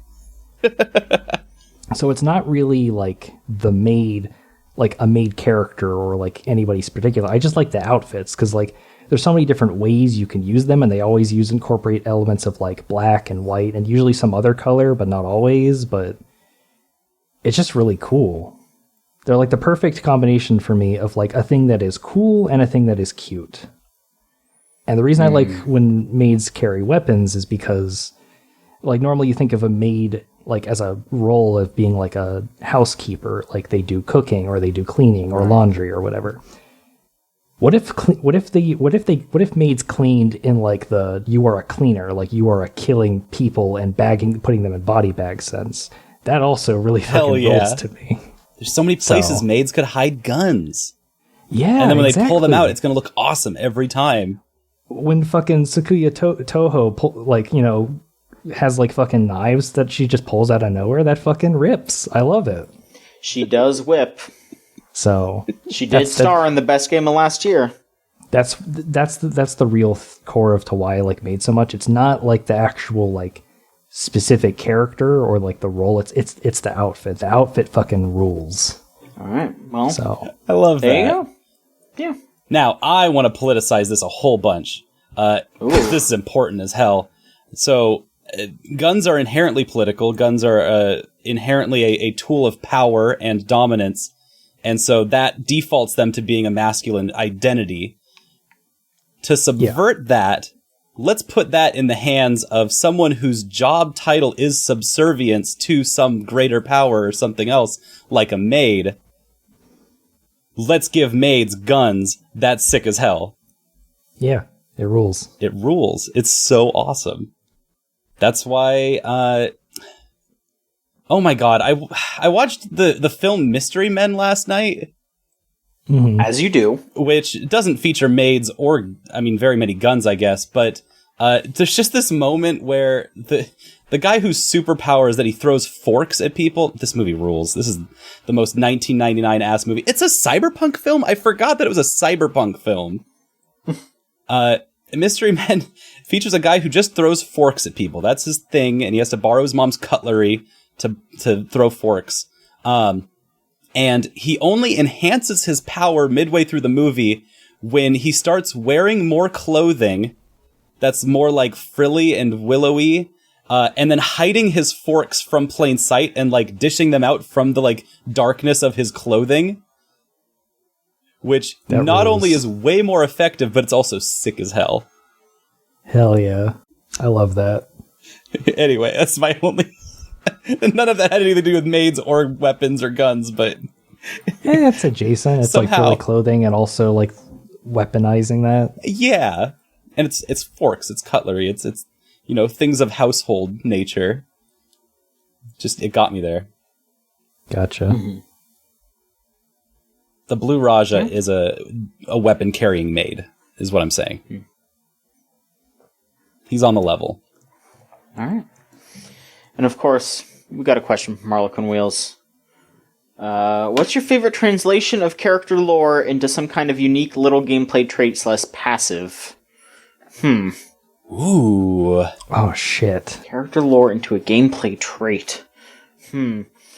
Well, I'll always respect how they incorporate Duster from Mother 3 having, like, a limp into how he moves and how he attacks and just, like, how he interacts with the world. I've always really appreciated that.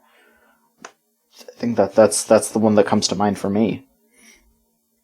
Oh, man, that reminds me of Lisa taking that to, like, the most logical extreme. Just because how much of that game loves the Mother series. Yeah. but the main character loses their limbs, which means that if you lose a limb, you no longer can hit the action hotkey associated with that limb, and so you have to come up with new combos and attack patterns in their attack sequence. So you can't just do like, all right, left hook into right hook into headbutt. It's like, well, you don't have a left 2 hook any longer, so that ability doesn't work anymore. But instead, what if you just do a right hook and 2 headbutts in a row? And it does like an entirely different like finishing ability. It's so cool. I think for me, it's got to be. It's not really like a character specific thing. It's more a thing that's in just all over Final Fantasy XIV, where players have access to certain actions that have specific names, and then a lot of times you will see antagonists or NPCs use versions of that skill that have different names. Like the one that comes to mind for me is Paladins get a skill called Spirits Within. Not the Final Fantasy movie, although I can understand the confusion. It's the movie. You have to watch the whole movie. When you get the ability Spirits Within, you actually end up in the Paladin questline fighting a bunch of Paladins who are like being corrupted by the monetarist faction. So they're basically being bought out, and they use a version of Spirits Within called Spirits Without. And that's the kind of shit that I love, is when characters use weirder, like off-color versions of your shit. That's the stuff that I like. Oh yeah, you got corrupted. That's sick. So there's a ton of examples of that in 14, but that's the one that always comes to mind. Well, so last night we played a tabletop of Final Fantasy. We do this every week, where we call it Final Fantasy 69. And last night, our GM, my roommate, he gave us a monster that was they were an NPC, and they were fashioned off of an adamantoise or a gill snapper, and they're like encrusted in jewels, and they're like talking to us, and they run this like they run the whole city kind of underground, and they run the like Coliseum and drama like performance area. But they're trying to muscle out all of the they're trying to muscle out the Empire, who's kind of like taken over the city and stuff. And so I'm looking at all of this, and I'm realizing, like the next day, I'm realizing, holy shit, you just made Jabba the Hutt, but in a gill snapper. Oh my god. And he's like, oh, yeah, I guess I basically did, huh? And I'm like, holy shit, the idea of a gill snapper that talks and that also runs the town is insanely ingenious. And so we just hit this part in the game where it's just like, yeah, that's good stuff. We need to explore more of these Final Fantasy monsters. What are they up to? What are they doing? How's Goblin doing? Are they still punching? I love Goblin Punch. God. That was the first blue spell we got this in our game, was Goblin Punch. It was like the first thing we encountered. In 14 yet. We don't have Goblin Punch. Yeah. It's fine though. We'll probably get it soon, because when they get Blue Mage up in levels, like we'll get Goblin Punch. It's gonna be the most powerful spell in the game. Well, it fucking better be. Instead of just being like the first thing you get level 1. Love Goblin Punch. You're gonna get like a raid, and the final raid boss is gonna be like a really big goblin. You're like, I know what to do, and it just one hit kills the boss, but otherwise doesn't do anything else. It's only good for killing this boss specifically. It's only good for killing goblins. All right. Well, I think that does it for this week's show. I don't think there's anything else that we can discuss in this time frame. Solon, Spencer, thank you so much for being on. Of course, if you want to continue to keep up with us, we got our website, videogamechoochoo.com. Solon got his full review of Trials of Mana up there. We got plenty of stuff coming up as time goes on. You know, like Chuchigatri. I yawned, excuse me. Bless you. And Chuchigatri, that's free now. But if you want to see it nice and early, you can go to our Patreon at patreon.com/VGCC. You pay $3 a month, you get stuff like Chuchigatri and Solon and our friend and yours, Scott, playing Sekiro. How's that been going, Solon? Oh, Lord. Yeah, it's great. Good game. Very nice. We've done some. I'll leave it at that. We've done some bad stuff to that game. Yeah, I'll leave it at that. Of course, follow us on Twitter at VGChooChoo. Our Tumblr is videogamechoochoo.tumblr.com, where you can also just type a /ask at the end of that, and you can send us a question for the podcast anytime. You can come hang out on a Discord server, thegamezone.zone. You type that into your web browser and it'll bring you straight there. There's plenty of lovely, fine people there, like me. You can hang out with me. That's hey, you're fun. a nice person to hang out with. Thank you. You too, Solon. And you too, Spencer. Aw. Yeah. Of course, also, thank you so much to Melt Channel / Magic Circuit. Their current name is Magic Circuit, but they used to be Melt Channel. And when they were Melt Channel, they made a song called Crush on their album Magic is Real. That's their theme song. You can listen to that, meltchannel.bandcamp.com. If you want to listen to their new stuff, it's Magic Circuit on Spotify. Check it out there. There's some great stuff on there. And I think that should be it. Why don't you two drop your lines there? Is there anything you want to promote? Spencer, what about you? What's going on? I have nothing to promote outside of the common, normal, typical practice that we all do as people who play video games, which is wash your hands and wipe your ass. Important. That's perfect.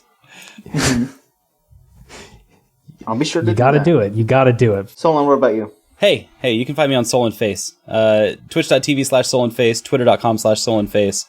That's where all of the business happens. We just got like a huge rash of subscribers, and so we've got more new emotes on the Twitch channel, and it's just been a fun place where we've been popping off. And yeah, you can follow me at JOHN_MICHONSKI. That is my Twitter account. Follow me there. And that's it. Dem Choo Choo Boys, wheels up. Yeah, woo woo. Alright. We'll see you next week with another episode of the Video Game Choo Choo podcast. So long.